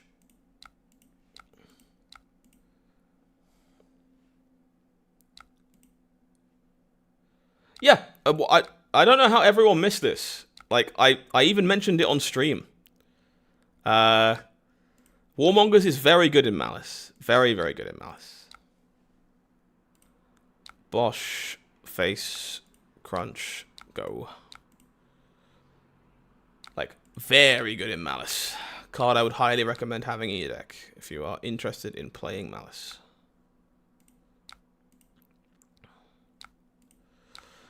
We then go Tunic, Gate, Target, Widespread Destruction, play Widespread Destruction, target Malice, cull my opponent. Warmongers is, you know, a card that's already annoyingly pricey at times. Yep, you are not swinging your corpses at me if you have no cards in hand. Your trade-in is gone. I will take some Blood Debt. Am I flipping back? I actually think I might not be flipping back because I want to be able to make sure I can attack twice. So, no. Well, I would have been able to flip back nice and cleanly. But that's fine. We decided to be safe. Nothing wrong with safety. My opponent is probably just torched, frankly. Malefic. Pitch this to grasp. Send this. Target Malice. Yeah, they do seem to be quite light on blues, I agree. Rest of your cold foil Warmonger sets in transit. I have a cold foil Japanese one, and then no others. I need to eventually get around to buying 2 more Warmongers at some point. We blow... I think we just blow this red Malefic here to push the extra damage, and we send Bounty Demigon.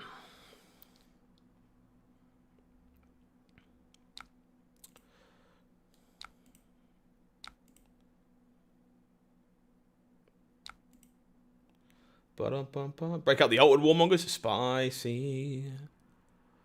Lego. My opponent has died. Deck literally can't lose, you're right. 4-0 on Viserai tonight. Jeez. I think we learned some things. Deck is definitely not perfect, but like we've had a couple 24 damage turns. We had that 33 damage turn in the first game of the night.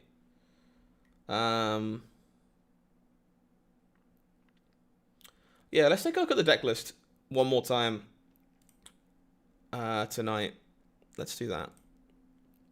So let me just update this for the Twitter clout screenshot that probably has to happen. You know how it goes. But in terms of window capture, let's talk about the deck again a bit more.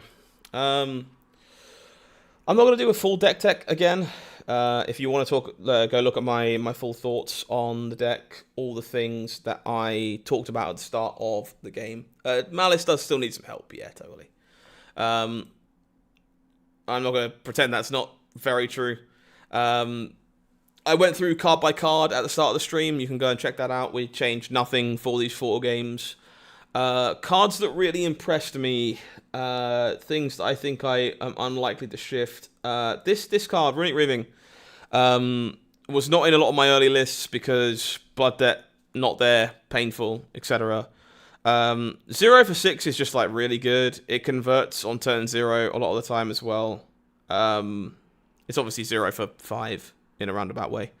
I wouldn't be surprised if this wasn't supposed to be a 3 of. It's a good chance it's meant to be a 2 of. It does get a bit sticky sometimes, blocks a bit poor. But all in all, I was quite impressed by the card. It felt kind of smooth in sequencing several times when we played it out of the hand to end a turn. It gave us more Usurp enablers for Usurp the Shadow Throne, that kind of thing. This impressed me more than I expected.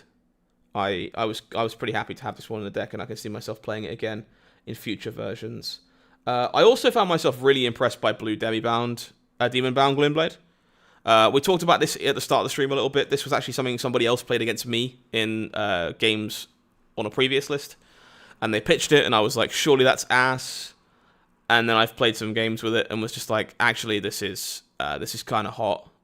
Just blue block 3s that you can get out of your Banished Zone on demand, additional ways to usurp. These are going to be even better if you start playing the Sin Chants, which, again, we're going to explore the Sin Chants a bit as more support comes down the pipeline for them. But this was not in my original list, and it's felt great. I will be keeping this one. This one definitely stays.